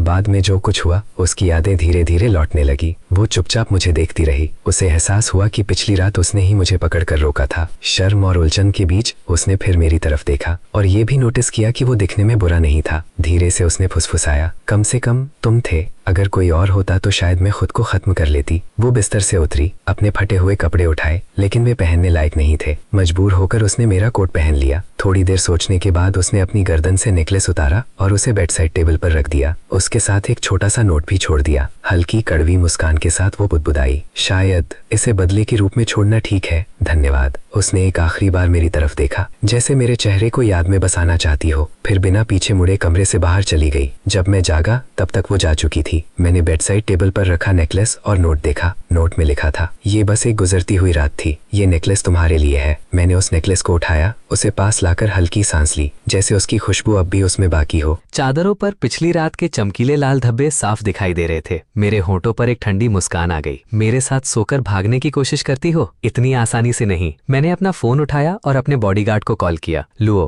कल रात मेरे कमरे में जो लड़की थी उसके बारे में पूरी जानकारी निकालो। मुझे 1 घंटे में उसकी पूरी फाइल चाहिए और मेरे लिए नए कपड़े लेकर आओ। मैंने उसके जवाब देने से पहले ही कॉल काट दी और सीधे बाथरूम में चला गया। दूसरी तरफ लुओ डर से जम गया था। क्या कोई यंग मास्टर के कमरे में घुस आया? तुरंत सिक्योरिटी कैमरे चेक करो। उसने 1 सेकंड भी बर्बाद नहीं किया। जब तक मैं नहाकर बाहर आया वो दरवाजे पर पहले से खड़ा था। लुओ ने कांपते हाथों से मुझे एक फाइल दी। यंग मास्टर, हमने जांच कर ली है। कल रात आपके कमरे में जो लड़की आई थी उसका नाम लू मिंगाओ है। वो अभी मैड्रिड यूनिवर्सिटी में पढ़ती है, ओपेरा और फैशन एकेडमी में। कल उसे एक परफॉर्मेंस के लिए बुलाया गया था, लेकिन उसके बाद वो एक पार्टी में गई जहां उसे ड्रग दे दिया गया। मैंने ठंडे स्वर में पूछा, अब वो कहाँ है? वो आज सुबह हाई स्पीड ट्रेन से वापस शहर आ गई है। मैंने आंखें सिकोड़ ली। उसे किसने बुलाया था? लुओ ने जवाब दिया, उसका नाम टांगी है। वही उसकी सीनियर है। बहुत संभावना है कि वही इस सब के पीछे है, चाहे उसने खुद किया हो या नहीं, लेकिन प्लान उसी का था। मैंने ठंडी हंसी हंसी। सीधा कहो तो वो दलाल है। किसके बिस्तर पर भेजने वाली थी उसे? लुओ थोड़ा झिझका। सर, आप उस व्यक्ति को जानते हैं, आप दोनों काफी करीब हैं। मैं कोट पहनते पहनते रुक गया। क्या मैं उसे जानता हूँ? कौन है वो? लुओ ने नजरें चुरा ली और हकलाते हुए कहा, तीसरे मास्टर। मैंने दोहराया, तीसरा मास्टर? कुछ पल के लिए मुझे याद नहीं आया, लेकिन अचानक एक नाम दिमाग में चमका। क्या वो सिम्बो है, एनी का भाई? लुओ ने सिर हिलाकर पुष्टि की। जी सर, वही है। बस उसका नाम सुनते ही मेरा खून खौल उठा। वो आदमी लालच की जीती जागती मिसाल था। एक घटिया इंसान जो अपनी ताकत का गलत इस्तेमाल करता था, और वो भी चिन परिवार के नाम पर। वो पहले एक साधारण गार्ड था, फिर लू फैमिली की एक कंपनी में सिक्योरिटी में चला गया। बाद में एनी मेरे पास आई और उसके लिए अच्छी नौकरी मांगी। मैंने अपने होने वाले ससुर को खुश करने के लिए उसकी मदद कर दी और सिम्बो को सीधे कंपनी के हेडक्वार्टर में लॉजिस्टिक्स का हेड बना दिया। लेकिन जैसे ही उसे ताकत मिली वो बेकाबू हो गया। उसने कंपनी को अपनी जागीर समझ लिया, अपने पूरे रिश्तेदारों को अंदर भर दिया। रिश्वत, कमीशन, सब कुछ चलने लगा। मैंने कभी सोचा भी नहीं था कि एक मामूली गार्ड इतना बड़ा परजीवी बन जाएगा। शिन यूचू ने पहले ही उसकी शिकायत की थी, लेकिन मैं एनी को शर्मिंदा नहीं करना चाहता था, इसलिए मैंने उसे सहने के लिए कहा। मुझे बिल्कुल अंदाजा नहीं था कि सिम्बो की नजरें उसी पर टिक जाएंगी। वो उसे खुलेआम परेशान करने लगा, गंदी बातें करता था, और मेरी पिछली जिंदगी में मैंने उसे ऐसा करने दिया। इस जिंदगी में मैं उसे एक मिसाल बना दूंगा। मैंने लुओ की तरफ मुड़कर कहा, मुझे कंपनी लेकर चलो। डेनुबो बिल्डिंग होनचिन की सबसे मशहूर गगनचुंबी इमारत थी, जो पूरी तरह इन परिवार की मालिकाना हक में थी। मैंने बॉडीगार्ड्स को पीछे रुकने का इशारा किया और खुद अकेले ही अंदर जाने लगा, लेकिन मैं लॉबी तक भी नहीं पहुंच पाया था कि मुझे रोक लिया गया। एक सिक्योरिटी गार्ड मेरे सामने आकर खड़ा हो गया। उसका चेहरा किसी गुंडे जैसा था और उसके हाव भाव में घमंड और झंझलाहट साफ झलक रही थी। वो मुझे ऐसे घूर रहा था जैसे मैंने उससे 50 लाख रुपए उधार लिए हों। क्या कर रहे हो तुम? बिना नमस्ते किए अंदर घुस रहे हो? तुम्हें लगता है यहाँ ऐसे घूम सकते हो? पता भी है ये कैसी जगह है? वो गार्ड बेहद लापरवाह लग रहा था। उसने अपनी यूनिफॉर्म की टोपी तक नहीं पहनी थी। ऐसी जगहों पर सिक्योरिटी गार्ड और स्टाफ ही इमारत की छवि होते हैं। अगर ऐसा आदमी सामने हो तो पूरी इमारत की इज्जत मिट्टी में मिल जाती है। मैंने उसकी आंखों में देखते हुए कहा, मैं चिन ग्रुप के हेडक्वार्टर जा रहा हूँ। कहाँ जा रहे हो? हो? उसने ताना मारा। अपॉइंटमेंट है तुम्हारे पास? मैं हल्के से हंसा। मुझे खुद की ही कंपनी में आने के लिए अपॉइंटमेंट चाहिए होगा, ये मैंने कभी सोचा नहीं था। मैंने शांत स्वर में जवाब दिया, नहीं। गार्ड के चेहरे पर मजाकिया मुस्कुराहट आ गई। देखो जरा इस घमंडी लड़के को, तुम खुद को क्या समझते हो? चिनीमो? अगर तुम चिनीमो हो तो मैं उसका मरा हुआ बाप चिन्होंग हूँ। क्या हुआ, मुझे पापा नहीं बुलाओगे? मेरी आंखें ठंडी हो गई, उनमें अचानक खून सा उतर आया। मेरे बारे में जो कहना है कहो, लेकिन मेरे पिता का अपमान मैं कभी बर्दाश्त नहीं करूंगा। उसी पल मैंने तय कर लिया, इस आदमी का काम खत्म। मैं अपने बॉडीगार्ड्स को बुलाने ही वाला था कि तभी एक दूसरा गार्ड भागता हुआ आया। उसने मेरा चेहरा देखते ही रंग खो दिया। वो तुरंत झुक गया और कांपती आवाज में बोला, वेलकम बैक यंग मास्टर।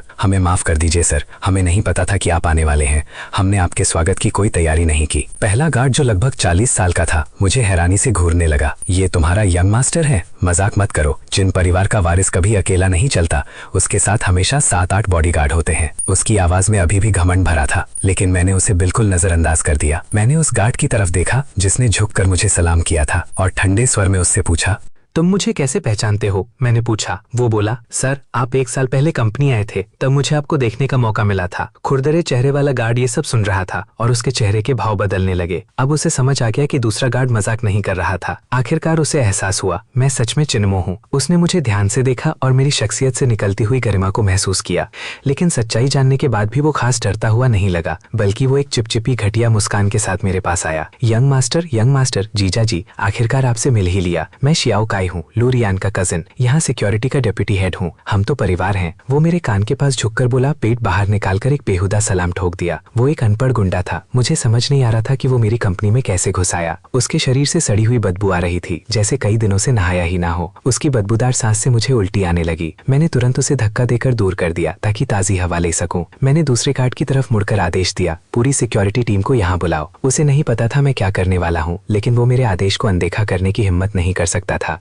ये देखकर काई थोड़ा घबराने लगा। 2 मिनट बाद सिक्योरिटी गार्ड्स की एक टीम लॉबी में पहुंच गई। कुल 15 लोग लाइन में खड़े हो गए, 2 कतारों में मेरे सामने। मैंने उन्हें ठंडे चेहरे के साथ देखा और पूछा, क्या बस यही सब है? पहला गार्ड हिचकिचाया, उसे समझ नहीं आ रहा था क्या जवाब दे। उसने डरते हुए काई की तरफ देखा। मुझे उम्मीद नहीं थी कि इस गुंडे का सिक्योरिटी टीम पर इतना दबदबा होगा। गार्ड सच बताने से भी डर रहा था। मैं गुस्से में बोला, मैं तुमसे सवाल पूछ रहा हूँ, उसकी तरफ क्यों देख रहे हो? क्या ये कंपनी उसकी है? तुम्हें तनख्वाह कौन देता है? अंदर से मुझे पता था ये सब मेरी ही गलती थी। मैंने ही लोरियान के परिवार को अपनी कंपनी को खेल का मैदान बना लेने दिया था। गार्ड डर गया। मैंने उसे आगे आने का इशारा किया। सच बताओ, आज मैं पूरी सफाई करने वाला हूँ, किसी से मत डरना। मेरी बात सुनकर उसकी आंखों में उम्मीद की चमक आई। यंग मास्टर, मेरी टीम में सारे आर्मी वेटरन्स हैं, लेकिन बाकी 2 टीमें अलग हैं। वो सब लू फैमिली के रिश्तेदार और गुंडे हैं, काई जैसे। वो लोग कोई काम नहीं करते, आदेश नहीं मानते, ज्यादातर समय गार्ड रूम में बैठकर जुआ खेलते रहते हैं। ये सुनकर मेरा गुस्सा उबलने लगा। मैं इन निकम्मों को पैसे दे रहा था खेल खेलने के लिए, और काई का बाप कैप्टन बनकर बैठा था, जो खुद कभी ऑफिस तक नहीं आता था। मेरा चेहरा ठंडा और सख्त हो गया। ये चिन फैमिली की कंपनी थी, लेकिन सिक्योरिटी मजाक बन चुकी थी। मैंने गहरी सांस ली, उस ईमानदार गार्ड के कंधे पर हाथ रखा और कहा, तुमने बहुत मेहनत की है, ये सब मेरी गलती है। मैंने गलत लोगों को अंदर आने दिया। एक औरत के लिए मैंने अपने परिवार की नींव तक हिला दी। बूढ़े गार्ड की आंखों में आंसू आ गए। वो 20 साल से चिन परिवार की सेवा कर रहा था। वो कहीं और जा सकता था, लेकिन उसने वफादारी निभाई। यंग मास्टर, अच्छा हुआ आपको समझ आ गया। अभी भी देर नहीं हुई है, आप सब ठीक कर सकते हैं। मुझे उसकी बात समझ आ गई। तभी एक आवाज गूंजी। शुन रोचू अपने असिस्टेंट्स और सेक्रेटरीज के साथ हमारी तरफ आ रही थी। वो मेरे पीछे आकर रुकी और बोली, जिनेमो, तुम यहाँ क्यों खड़े हो? वो एक चमकते सितारे की तरह लग रही थी, शांत, सुसज्जित और आत्मविश्वासी। उसकी आंखें तेज थीं, जिनमें चिंता साफ झलक रही थी। आज वो एक प्रोफेशनल बिजनेस सूट में थी, जो उस पर पूरी तरह फिट बैठ रहा था और उसकी मजबूत पर्सनैलिटी को और उभार रहा था। उसे इस रूप में देखकर मेरी आंखें भर आईं। मेरी नाक में हल्की जलन हुई, जैसे पिछले पछतावे अचानक उभर आए हों। उसने पूछा, क्या इन गार्ड्स ने तुम्हारे साथ कुछ गलत किया? क्या ये तुम्हें परेशान कर रहे हैं?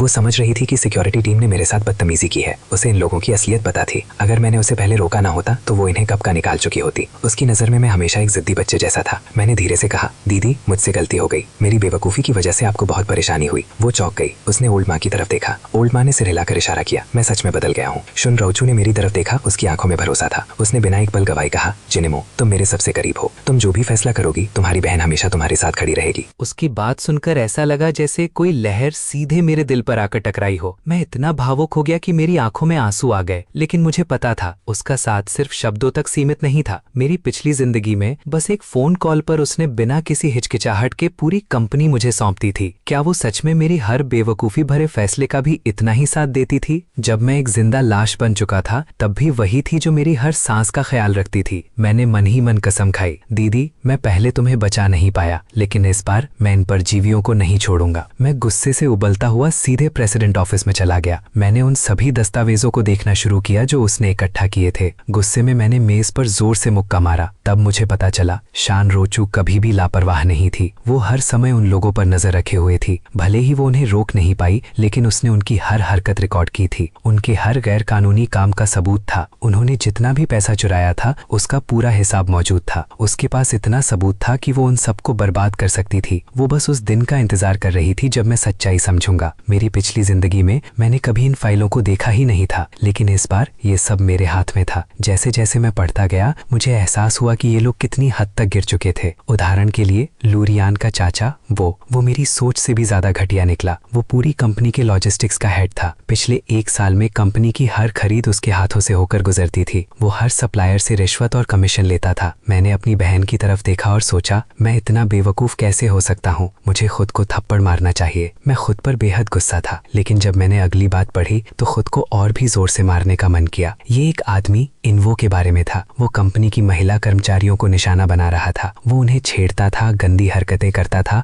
और लगातार यौन उत्पीड़न करता था। जब शिनरोचू को इसका पता चला तो उसने उसे अलग से बुलाकर समझाने की कोशिश की, लेकिन इन्वो को उससे कोई डर नहीं था। वो उसे बिल्कुल भी सम्मान नहीं देता था, जैसे वो कोई बाहरी हो। उसने तो हद ही कर दी। उसने उसका वीडियो बना लिया और पुलिस बुलाने की धमकी देने लगा। मैं सोचने लगा उस समय मेरी बहन पर क्या बीती होगी।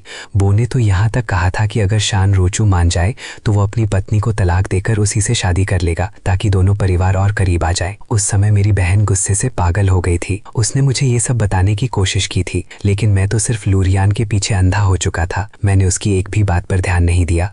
जब इन्वो को समझ आ गया कि मुझे कोई फर्क नहीं पड़ता तो वो और भी बेलगाम हो गया। वो मेरी बहन को लगातार परेशान करता रहा। अगर जिन परिवार के बुजुर्ग बीच में नहीं आते तो वो और भी आगे बढ़ जाता। कोई बात नहीं भाई, मेरी बहन ने मेरे चेहरे को देखकर कहा, वो सब अब बीत चुका है। सबसे जरूरी बात यह है कि तुम अब जाग चुके हो। वो सही थी। सच्चाई समझना ही पहला कदम था। शान रोचू शांत खड़ी रही। उसने अपने बाल पीछे किए और उन बुरी यादों को याद करने से खुद को रोक लिया। इतना सब होने के बावजूद उसने हल्की सी मुस्कान भी दी। फिर उसने पूछा, क्या तुम सच में इन सबको पुलिस के हवाले करने वाले हो? मैंने बिना हिचकिचाए जवाब दिया, बिल्कुल। और सिर्फ इतना ही नहीं, मैं इनसे एक एक पैसा वापस लूंगा जो इन्होंने चुराया है। और मैं यही नहीं रुकूंगा, मैं सुनिश्चित करूंगा कि ये सब जेल में सड़े। अगर यही तुम्हारा फैसला है तो ठीक है, शेन रोचू ने कहा। बाकी सब मैं संभाल लूंगी। वो सबूत उठाकर बाहर जाने लगी। वो खुद सीधे पुलिस स्टेशन जाकर रिपोर्ट दर्ज कराने वाली थी। उसके जाने के काफी देर बाद लीगल डिपार्टमेंट की हेड आई। वो कंपनी के कानूनी मामलों की सबसे मजबूत स्तंभ थी। उसका नाम वोंग जीने था। वो एक बेहद गंभीर और पेशेवर महिला थी। वो दरवाजे पर सख्ती से खड़ी रही, फिर धीरे से दस्तक दी। प्रेसिडेंट, मैं वोंग जीने हूँ। आपने मुझे बुलाया था? उसने एक मशीन जैसी आवाज में कहा। उसका व्यवहार मेरे प्रति ठंडा था, लगभग तिरस्कार भरा। मुझे समझ नहीं आया क्यों। मैं इस महिला को ठीक से जानता भी नहीं था। उसने मोटे चश्मे पहने हुए थे और उसके बाल कंधों तक कटे हुए थे। मैनेजर वोंग, मुझे एक शेयर ट्रांसफर अग्रीमेंट तैयार करवाना है, मैंने कहा। वोंग जी ने यह सुनकर चौंक गई। उसके मन में साफ चल रहा था, क्या ये मूर्ख अभी भी नहीं सुधरा? क्या ये फिर से अपनी हिस्सेदारी देने वाला है? प्रेसिडेंट, आप कितने शेयर लूरियान को ट्रांसफर कर रहे हैं? उसने सीधे पूछा। वो और शेन रोचू बहुत करीबी दोस्त थी। उसने हमेशा उसे सलाह दी थी कि वो इस परिवार को छोड़ दे। उसे पता था कि शेन रोचू कंपनी को बचाने के लिए कितनी मेहनत करती है और मैं सब कुछ बर्बाद कर देता हूँ। मैंने हैरानी से कहा, लूरियान को शेयर ट्रांसफर? तुम क्या कह रही हो? क्या आप उसे सब कुछ नहीं देने वाले? उसने पलटकर पूछा। बिल्कुल नहीं, मैंने पहले ही सगाई तोड़ दी है। मैं उसे एक भी शेयर क्यों दूंगा? क्या मैं इतना बेवकूफ दिखता हूँ? जब वो किसी और के साथ है तो मैं उसे अपनी दौलत क्यों दूं?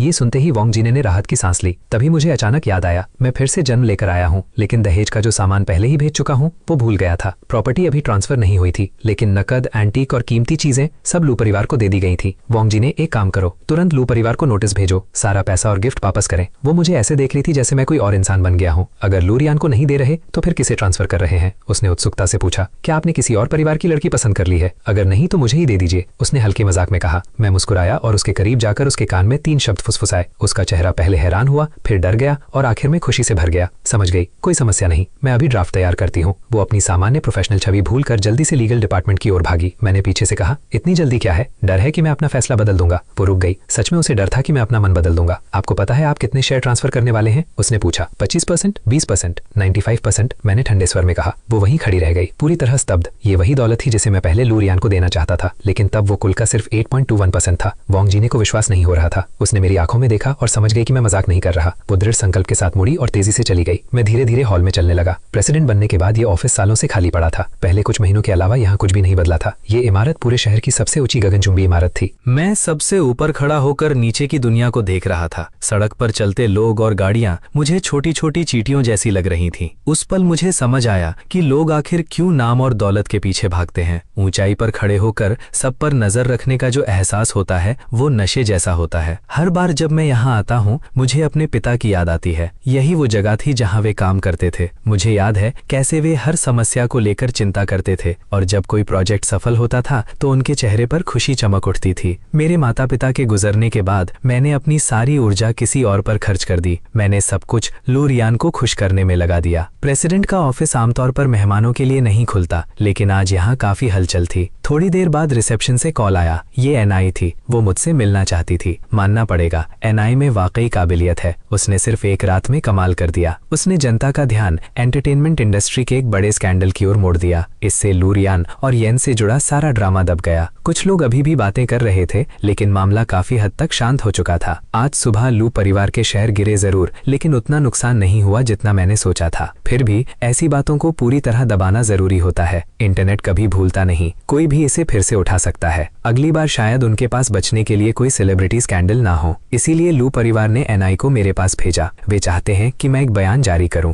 कि मैंने लू रियान को गलत समझा था। वे चाहते हैं कि मैं दुनिया को बताऊं कि हम फिर से साथ हैं और सब कुछ सामान्य हो गया है। असल में लू रियान खुद माफी मांगने वाली थी, लेकिन वो कल रात से गायब है। इसीलिए मजबूरी में उन्होंने एनआई को भेजा, ये सोचकर कि मैं अभी भी उसकी मदद करूंगा जैसे पहले करता था। जैसे ही एनआई ईबीए बिल्डिंग के बाहर पहुंची, वो ठिठक गई। उसने देखा उसके भाई बहन, भतीजे भतीजियां, यहाँ तक कि उसके बचपन के दोस्त भी सड़क पर खड़े थे। सभी को पुलिस जबरदस्ती गाड़ियों में भर रही थी। चारों तरफ पुलिस ही पुलिस थी। बड़े बड़े ट्रांसपोर्ट वैन लाए गए थे। दर्जनों लोगों को हथकड़ी लगाकर ले जाया जा रहा था। एनआई वहीं खड़ी रह गई, पूरी तरह स्तब्ध। वो तुरंत अपने बॉडीगार्ड्स के साथ आगे बढ़ी और पुलिस को रोकने लगी। भाई, तीसरे भाई, ये क्या हो रहा है? तुम्हें क्यों गिरफ्तार किया जा रहा है? वो आदमी पहले टूटा हुआ लग रहा था, लेकिन जैसे ही उसने एनआई को देखा, उसका चेहरा बदल गया, जैसे उसे कोई सहारा मिल गया हो। वो चिल्लाया, दीदी मुझे बचाओ, अभी जाकर चुनिमो से बात करो, उसे कहो हम पर दया करे। बाकी लोग भी चिल्लाने लगे, चाचा हमें बचाओ, चुनिमो पागल हो गया है, उसने हम सबके खिलाफ कदम उठा लिया है, उसने उस गोद ली हुई लड़की से हम पर केस करवा दिया, उसे कहो हमें छोड़ दे या रियान को उससे शादी ना करने दो। अब एनआई को पूरी बात समझ आ गई। उसे एहसास हुआ कि मैं अभी भी गुस्से में हूँ और उसके परिवार को पूरी तरह खत्म करने पर तुला हूँ। वो पुलिस पर चिल्लाई, रुको, मैं अभी चुनिमो से बात करती हूँ। लेकिन पुलिस ने उसकी एक नहीं सुनी। उन्होंने उसके रिश्तेदारों को गाड़ियों में ठोसा और वहां से निकल गए। एनआई गुस्से से कांपती रह गई। उसे उनके बारे में सोचने का भी वक्त नहीं था। उसे तुरंत अंदर जाना था। वो दौड़ती हुई बिल्डिंग की ओर बढ़ी, लेकिन दरवाजे पर उसे रोक लिया गया। मेरी अनुमति मिलने के बाद ही उसे अकेले ऊपर आने दिया गया। जैसे ही उसने मुझे देखा, उसने सख्त ससुराल वाले का रौब दिखाने की कोशिश की। शेनमो, तुम गलत कर रहे हो। ये लोग तुम्हारे बड़े हैं, तुम्हारा परिवार है।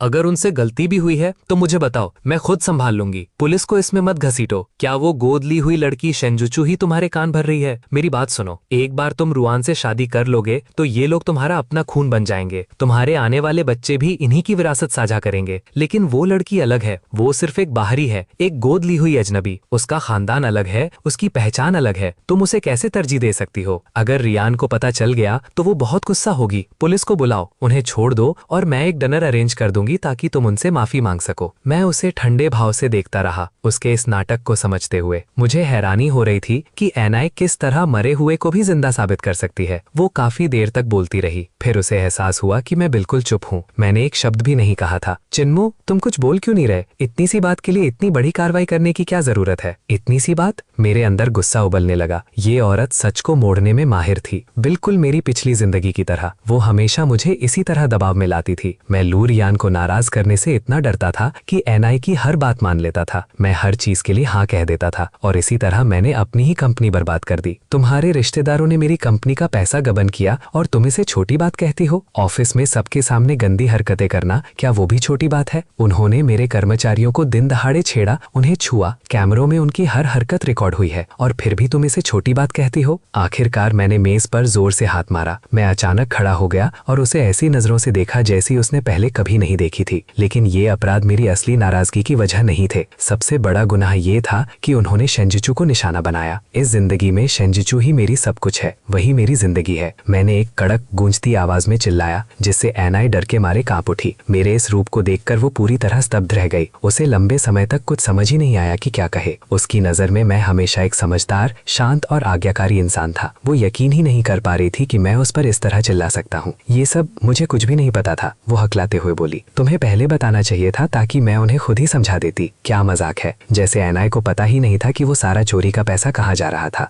एबो ने जो पैसा गबन किया था उसका बड़ा हिस्सा सीधे उसे ही दिया जाता था। वो बिना हाथ गंदे किए सबसे ज्यादा फायदा उठा रही थी, और फिर भी यहाँ वो ऐसे दिखा रही थी जैसे पहली बार सुन रही हो। अब भी एनाई दोष मुझ पर डालने की कोशिश कर रही थी। उसकी बातों का मतलब साफ था कि मैंने कंपनी के नियम ठीक से समझाए ही नहीं। क्या वो सच में गंभीर थी? क्या वे 3 साल के बच्चे हैं? क्या उन्हें ये भी नहीं पता कि चोरी और छेड़छाड़ गलत है? क्या उन्हें इसके लिए कोई मैनुअल चाहिए? नहीं, मैं तुम्हें कैसे दोष दे सकती हूँ? उसने मेरी ठंडी नजरें देखकर जल्दी से कहा, असल में जो उन्होंने किया वो बिल्कुल गलत था। देखो, क्या तुम बस मेरी एक बात मान सकते हो? उन्हें छोड़ दो, मैं वादा करती हूँ वे दोबारा ऐसा नहीं करेंगे। मैं उसकी बकवास सुनकर तंग आ चुका था। मैंने तय कर लिया था कि ई परिवार के सारे रिश्ते तोड़ दूंगा, खासकर एबो को। मैं ये सुनिश्चित करने वाला था कि वो जिंदगी भर जेल में सड़े। मैंने बिल्कुल ठंडे और अंतिम स्वर में कहा, नहीं अंकल, अपनी सांसें बर्बाद मत कीजिए। मैं उन लोगों को नहीं छोड़ने वाला। मैंने आपको यहाँ इसीलिए बुलाया है क्योंकि लू परिवार को कार्रवाई करनी होगी, वरना मैं आप सबके खिलाफ केस कर दूंगा। एनाई पूरी तरह मूर्ख नहीं था। वो मेरी आवाज में छिपी हत्या जैसी ठंडक को समझ गया। अंदर ही अंदर वो लू रियान को कोस रहा था। क्यों उसे येन जैसे आदमी को पालना था? उसने एक परफेक्ट शादी बर्बाद कर दी और अब उसके परिवार को उसकी गलती की कीमत चुकानी पड़ रही थी। मैंने उसे ठंडी नजरों से देखते हुए आगे कहा, मुझे पता है अंकल, लू परिवार में आपकी ज्यादा हैसियत नहीं है, लेकिन आप मेरा संदेश पहुंचाएंगे। लू परिवार कब तक मेरा दिया हुआ सारा दहेज, गहने और कीमती चीजें वापस करेगा? एनाई वहीं जम गया। उसे लगा था कि मैं सिर्फ लू रियान और येन की बात पर गुस्से में हूँ। उसे उम्मीद थी कि मैं बस सफाई मांगूंगा। शायद उसने ये भी सोचा कि अगर लू परिवार अच्छे से माफी मांग ले तो मैं मान जाऊंगा और सगाई फिर से जारी रहेगी। चिन्मो, अपने अंकल की बात सुनो। वो गिड़गिड़ाया, लू रियान और येन कुछ भी नहीं है, ये सब गलतफहमी है। कल हमने उसे ढूंढ लिया और डांटा भी। उसने समझाया कि वो उसे सिर्फ छोटे भाई की तरह देखती है। उसके परिवार में कोई पुरुष नहीं है, इसलिए उसने उसे छोटे भाई की तरह अपना लिया। तुम दोनों साथ बड़े हुए हो। वो तुमसे बहुत प्यार करती है। वो तुम्हें कैसे धोखा दे सकती है? उसे ये बात नहीं छेड़नी चाहिए थी। जैसे ही उसने उनका जिक्र किया, सारी यादें मेरे दिमाग में लौट आईं। मैंने देखा मेरे अपने वेडिंग रूम में लू रियान और येन गले मिल रहे थे, एक दूसरे को चूम रहे थे। मुझे याद आया कि उसने उस निकृष्ट लड़के को बचाने के लिए मुझे धोखा दिया था। इन यादों ने मेरे अंदर की ठंडक को भयंकर गुस्से में बदल दिया। जो आग मैं बुझी हुई समझ रहा था वो फिर से भड़क उठी। चुप रहो, मैंने गरजते हुए कहा। क्या तुम्हें लगता है मैं अंधा हूँ? मुझे अच्छी तरह पता है वो किससे प्यार करती है। जाकर उससे खुद पूछो वो क्या छुपा रही है, वरना मुझे डर है कि तुम लू परिवार में अपनी जगह भी खो दोगे। एनाई को अपनी जिंदगी में कभी इतना अपमान नहीं सहना पड़ा था। वो खड़ा हो गया और कांपते हुए उंगली मेरी ओर उठाई। मैंने पलक तक नहीं झपकाई। अब वो आदमी मुझे डरा नहीं सकता था। अगर तुम नहीं चाहते कि मैं किसी से तुम्हारी ये उंगलियां तुड़वा दूं तो बेहतर होगा हाथ नीचे कर लो। मेरी आंखों की सख्ती देखकर उसने हाथ नीचे कर लिया और वापस कुर्सी पर बैठ गया। चिन्मो, मैं समझता हूँ, वो धीरे से बोला। एक आदमी की इज्जत सब कुछ होती है और अभी तुम्हारी इज्जत को ठेस पहुंची है। जब तक सच्चाई समझ नहीं आती गुस्सा आना स्वाभाविक है। अगर तुम शांत होना चाहते हो तो मैं अभी लू रियान को बुला देता हूँ। तुम जैसा चाहो उसे सजा दे सकते हो, हमारा परिवार कुछ नहीं कहेगा। मैं मन ही मन हंसा। उसे क्या पता मैं क्या महसूस कर रहा हूँ, लेकिन फिर एक ख्याल आया, क्या वो भी ऐसा दर्द महसूस कर चुका है? क्या लू रियान की माँ ने भी उसे कभी धोखा दिया था? मैंने सिर हिलाया और कहा, मुझे लगता है तुम अभी भी नहीं समझे। सगाई खत्म हो चुकी है। वो किससे प्यार करती है या किसके साथ सोती है, अब इससे मुझे कोई फर्क नहीं पड़ता, लेकिन लू परिवार को वो सब कुछ लौटाना होगा जो चिन परिवार का है, पूरी तरह। अब बात खत्म, आप जा सकते हैं। वो मुझे सालों से जानता था, लेकिन पहली बार बातचीत पूरी तरह मेरे नियंत्रण में थी। उसके पास मुझ पर कोई दबाव नहीं था। वो यहाँ किसी और काम से आया था, नई बिल्डिंग के प्रोजेक्ट पर बात करने, लेकिन मैंने उसे मौका ही नहीं दिया। तभी अचानक दरवाजा खुला। वोंग जी ने तेजी से अंदर आई, हाथ में शेयर ट्रांसफर एग्रीमेंट लिए। उसने एनाई की ओर देखा तक नहीं और सीधे मेरी तरफ दौड़ी। प्रेसिडेंट, उसने उत्साह से कहा, कृपया इसे एक बार देख लें और कंफर्म करें। ये चिन ग्रुप के 25% शेयर ट्रांसफर का एग्रीमेंट है। अगर सब सही है तो तुरंत साइन कर दीजिए। एनाई ने अभी तक कुछ कहा भी नहीं था, लेकिन ये सुनते ही उसका चेहरा बदल गया। वो तुरंत उठा और दस्तावेज छीन लिया। वो तेजी से पन्ने पलटने लगा। क्या तुम 25% शेयर शुनजुनसु को फ्री में दे रहे हो? नहीं, बिल्कुल नहीं, मैं इस बात से सहमत नहीं हूँ। मैं कुछ कर पाता उससे पहले ही उसने गुस्से में पूरा एग्रीमेंट फाड़ दिया। वोंग जी ने को तब एहसास हुआ कि कमरे में कोई बाहरी व्यक्ति भी है। उसे तुरंत पछतावा हुआ। उसने कंपनी के इतने बड़े राज के बारे में खुलकर बोल दिया था, लेकिन उसके लिए ये सब किसी सपने जैसा था। मैंने उसे सिर्फ 10 मिनट दिए थे और फिर भी उसने इतनी जल्दी पूरा स्टॉक ट्रांसफर डॉक्यूमेंट तैयार कर दिया। पूरी कंपनी को पता चल गया था कि वे परजीवी पकड़े जा चुके हैं और अब सब जश्न मनाने के लिए तैयार थे। ये सुनकर मेरे अंदर एक राहत और भावनाओं की लहर दौड़ गई। मैंने अपनी बहन का हाथ पकड़ा और पूछा, दीदी आप ठीक है ना? उन्होंने आपको कोई चोट तो नहीं पहुंचाई? ये सब मेरी गलती है। मैंने कहा, मैंने बहुत लापरवाही से काम किया। अगर मैं पहले कदम उठाता तो पूरी कंपनी को ये सब नहीं झेलना पड़ता और आप मेरी हिचकिचाहट की की वजह से आपको लगभग तंग किया गया। वो बस मुस्कुराई और बोली, कोई बात नहीं, जब तक तुम ठीक हो मैं तुम्हारे लिए कुछ भी कर सकती हूँ। चिन यूचू की ये मिठास हमेशा मुझे छू जाती है। दुनिया के लिए वो एक खतरनाक ब्लैक रोज जैसी है, लेकिन मेरे सामने वो सिर्फ एक प्यारी बहन है। मैंने कहा, मैं उन सभी लोगों को इनाम देना चाहता हूँ जिन्होंने इस मुश्किल समय में मेरा साथ दिया। मैं तय कर रहा हूँ कि हेडक्वार्टर के मुनाफे का 25% उन्हें दिया जाए और साथ में 1 महीने का बोनस भी। तुम्हारा क्या ख्याल है? चिन यूचू ने बिना सोचे तुरंत सिर हिला दिया और बोली, बिल्कुल सही, तुमने कंपनी से गंदगी साफ कर दी और सबको फिर से उम्मीद दी है। इससे बेहतर कुछ नहीं हो सकता। मैं तुम्हारे रास्ते में नहीं आऊंगी। उसकी तारीफ सुनकर मेरे दिल का बोझ हल्का हो गया। मैं मुस्कुराया और कहा, असल में एक और चीज है जो तुम्हें स्वीकार करनी होगी। वो बोली, भाई, कंपनी से जुड़ी हर बात में मैं तुम्हारा साथ देती हूँ, चिंता मत करो। मैंने उसकी आंखों में देखते हुए कहा, दीदी, क्या आप वादा करती हैं? जो कहोगी निभाओगी? उसने सिर हिलाया। हाँ, मैं हमेशा अपना वादा निभाती हूँ, खासकर तुमसे किया हुआ। मैं हल्का सा मुस्कुराया। मेरी छोटी सी योजना सफल हो चुकी थी। कुछ ही देर बाद वॉन्ग जीन एक फाइल लेकर वापस आई। उसके हाथ में शेयर ट्रांसफर एग्रीमेंट था। उसने ज्यादा कुछ नहीं कहा, बस हल्की मुस्कान के साथ चिन यूचू की ओर इशारा किया, जैसे उसे सब पता हो। मैंने फाइल ली, जल्दी से देखा और बिना एक पल गवाए उस पर साइन कर दिया। फिर मैंने पेन चिन यूचू की तरफ बढ़ाया। मैंने पेज का ऊपर का हिस्सा ढक दिया और उससे साइन करने को कहा। वो थोड़ी उलझन में थी, लेकिन उसे मुझ पर पूरा भरोसा था। वो जानती थी कि मैं और उसकी सबसे अच्छी दोस्त कभी उसके खिलाफ नहीं जाएंगे। उसने बिना झिझक अपना नाम साइन कर दिया। तभी वॉन्ग जी ने राहत की सांस ली और जोर से कहा, बधाई हो यूचू, अब आप पूरे प्रांत की सबसे अमीर महिला है। चिन यूचू वहीं खड़ी रह गई, पूरी तरह हैरान। उसने जल्दी से अग्रीमेंट खोला और देखा कि उसने किस पर साइन किया है। पहले पन्ने पर साफ लिखा था, कंपनी के 25% शेयर ट्रांसफर करने का समझौता। कंपनी की ऑपरेशनल मैनेजर होने के नाते और पूरे बिजनेस को संभालने वाली होने के कारण वो अच्छी तरह जानती थी 25% का मतलब क्या होता है।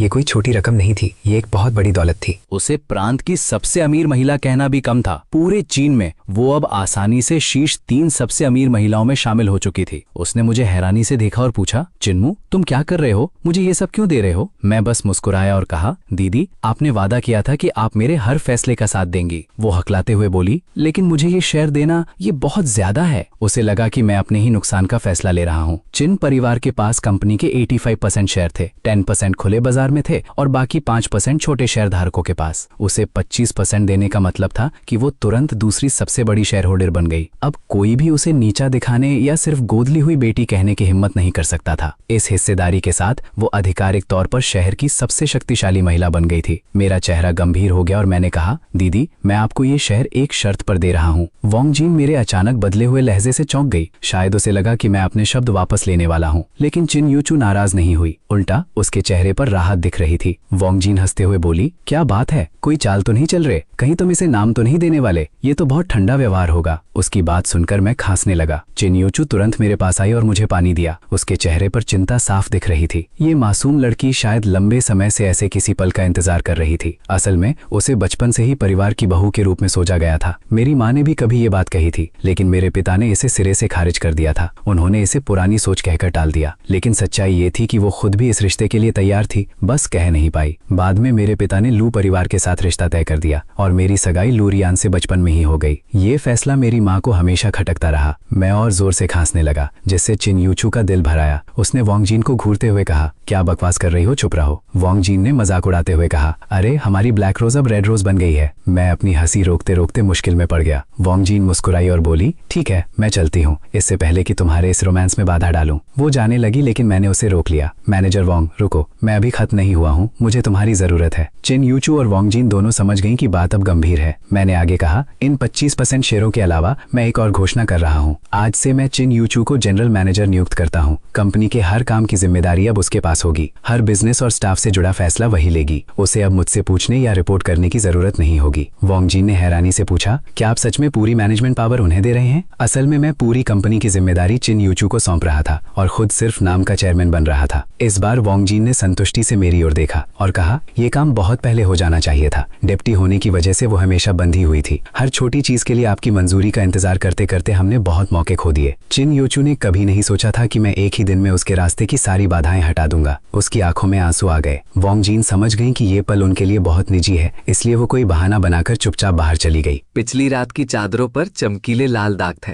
मेरे होठों पर एक ठंडी मुस्कान उभर आई। मेरे साथ सोकर भागने की कोशिश करती हो? ऐसा कभी नहीं होने दूंगा। मैंने फोन उठाया और अपने बॉडीगार्ड को कॉल किया। लुओ, कल रात मेरे कमरे में जो लड़की थी उसके बारे में पूरी जानकारी निकालो। 1 घंटे में उसकी पूरी फाइल चाहिए और मेरे लिए नए कपड़े भी लेकर आओ। मैंने उसके जवाब देने से पहले ही कॉल काट दी और सीधे बाथरूम में चला गया। दूसरी तरफ लुओ डर के मारे सुन्न पड़ गया। क्या किसी ने यंग मास्टर के कमरे में घुसपैठ की? तुरंत सिक्योरिटी कैमरे चेक करो। उसने 1 सेकंड भी बर्बाद नहीं किया। जब तक मैं नहाकर बाहर आया वो दरवाजे पर खड़ा मेरा इंतजार कर रहा था। उसने कांपते हाथों से फाइल मुझे दी। यंग मास्टर, हमें जानकारी मिल गई है। मैंने फाइल खोली। उसका नाम लू मिंगाओ है। वो मैड्रिड यूनिवर्सिटी में पढ़ती है, ओपेरा और फैशन एकेडमी की छात्रा है। कल उसे हान चुन ने एक परफॉर्मेंस के लिए बुलाया था, लेकिन उसके बाद एक बैंक्वेट में उसे ड्रग दे दिया गया। मैंने ठंडी आवाज में पूछा, अब वो कहाँ है? आज सुबह हाई स्पीड ट्रेन से निकल गई, अब तक शहर पहुंच चुकी होगी। मैंने आंखें सिकोड़ ली। उसे किसने बुलाया था? तांगी नाम की लड़की, वही एकेडमी की सीनियर है। क्या वही इसके पीछे है? लुओ ने सिर हिलाया। बहुत संभावना है, भले उसने खुद न किया हो, लेकिन पूरा प्लान उसी ने सेट किया। मैंने ठंडी हंसी छोड़ी। सीधे शब्दों में कहें तो वो एक दलाल है। उसे किसके बिस्तर पर भेजा जा रहा था? लुओ थोड़ा हिचकिचाया। सर, आप उस आदमी को जानते हैं? मैं रुक गया। मैं जानता हूँ। कौन है वो? Third master. मैंने नाम दोहराया, फिर अचानक याद आया, सिम्बो, एनी का भाई। जी वही। सिर्फ उसका नाम सुनकर ही मेरा खून खौल उठा। वो लालच और गंदगी की मिसाल था। एक घटिया इंसान जो हमेशा अपनी ताकत का गलत इस्तेमाल करता था। मैंने ही उसे ऊपर उठाया था। एक मामूली सिक्योरिटी गार्ड से उसे कंपनी के लॉजिस्टिक्स हेड तक पहुंचाया, लेकिन ताकत मिलते ही वो बेलगाम हो गया। उसने कंपनी को अपनी निजी जागीर बना लिया, अपने पूरे खानदान को ऑफिस में भर दिया, रिश्वतें ली, कमीशन खाए और कंपनी को खोखला कर दिया। मैंने पहले उसकी शिकायतें सुनी थी, लेकिन नजरअंदाज कर दिया। अब वही इंसान मेरी बहन को निशाना बना रहा था। इस बार मैं उसे छोड़ने वाला नहीं था। इस बार मैं उसे उदाहरण बनाऊंगा। मैंने लुओ से कहा, मुझे कंपनी ले चलो। उसके सामने सीधे बैठी थी लू परिवार की मुखिया। लू रुयान तेजी से उनकी तरफ भागी। हर कदम के साथ उसका दिल जोर से धड़क रहा था। उसने अपनी दादी को नजरअंदाज कर दिया और सीधे यान की तरफ देखकर घबराई हुई आवाज में चिल्लाई, दादी, यहाँ क्या हो रहा है? आप क्या कर रही हैं? आप यान के लिए हालात इतने मुश्किल क्यों बना रही हैं? उसका अभी अभी एक्सीडेंट हुआ है, उसका शरीर अभी तक ठीक भी नहीं हुआ। दादी लू ने उसे ऐसे देखा जैसे वो कोई बेवकूफ हो। उन्हें समझ नहीं आ रहा था कि उनकी पोती प्यार में इतनी अंधी कैसे हो सकती है, जबकि यान को एक खरोच तक नहीं आई थी। उन्होंने यान की तरफ इशारा करते हुए कहा, जरा मुझे दिखाओ तो सही, ये गंभीर चोटें कहाँ हैं? यान के शरीर पर मुश्किल से एक भी खरोच थी। तुमने इसके लिए अपनी ही शादी छोड़ दी और इतनी बड़ी गलती कर दी। तुमने लू और चुन परिवार को दुश्मन बना दिया। सच कहूं तो अभी इसी वक्त तुम दोनों को मार डालने का मन कर रहा है। लू रुयान अपनी दादी की बात सुनकर स्तब्ध रह गई। वो आगे बढ़ी और ध्यान से यान को देखने लगी। उसके चेहरे और हाथों पर बस हल्के फुल्के निशान थे, जो मोटे मेकअप के नीचे छिपे हुए थे। पिछली रात घबराहट में उसने ध्यान नहीं दिया था, लेकिन अब दिन की रोशनी में सच्चाई साफ दिख रही थी। कोई असली चोट थी ही नहीं। तभी लू रुयान को अचानक एहसास हुआ, वो एक्सीडेंट बस एक नाटक था।